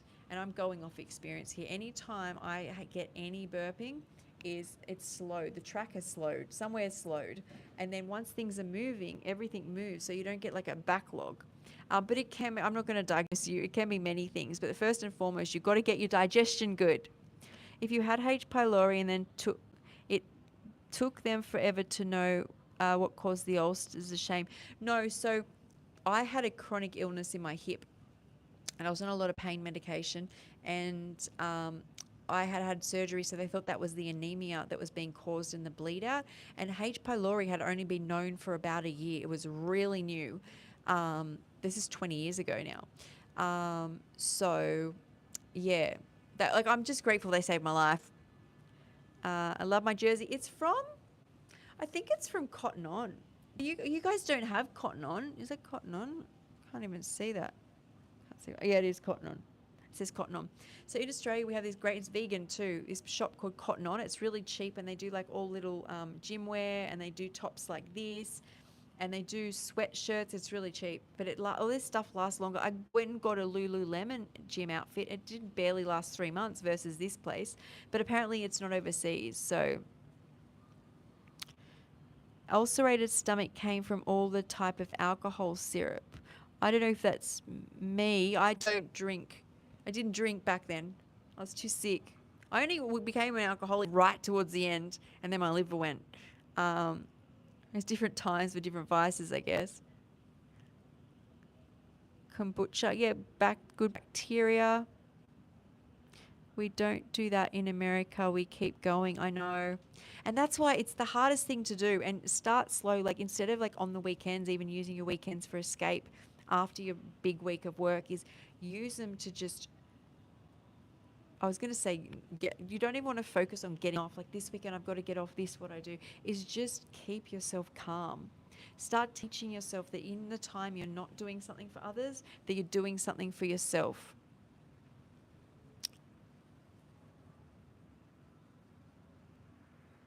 So yeah, so this is why it's hard. I couldn't even imagine.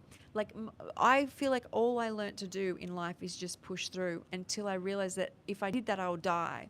And you've got to realize what your life is worth. Isn't this is the theory, right? Is imagine your boss and your boyfriend lost you for 6 months. You said, "Bye, husband." Is it husband, boyfriend?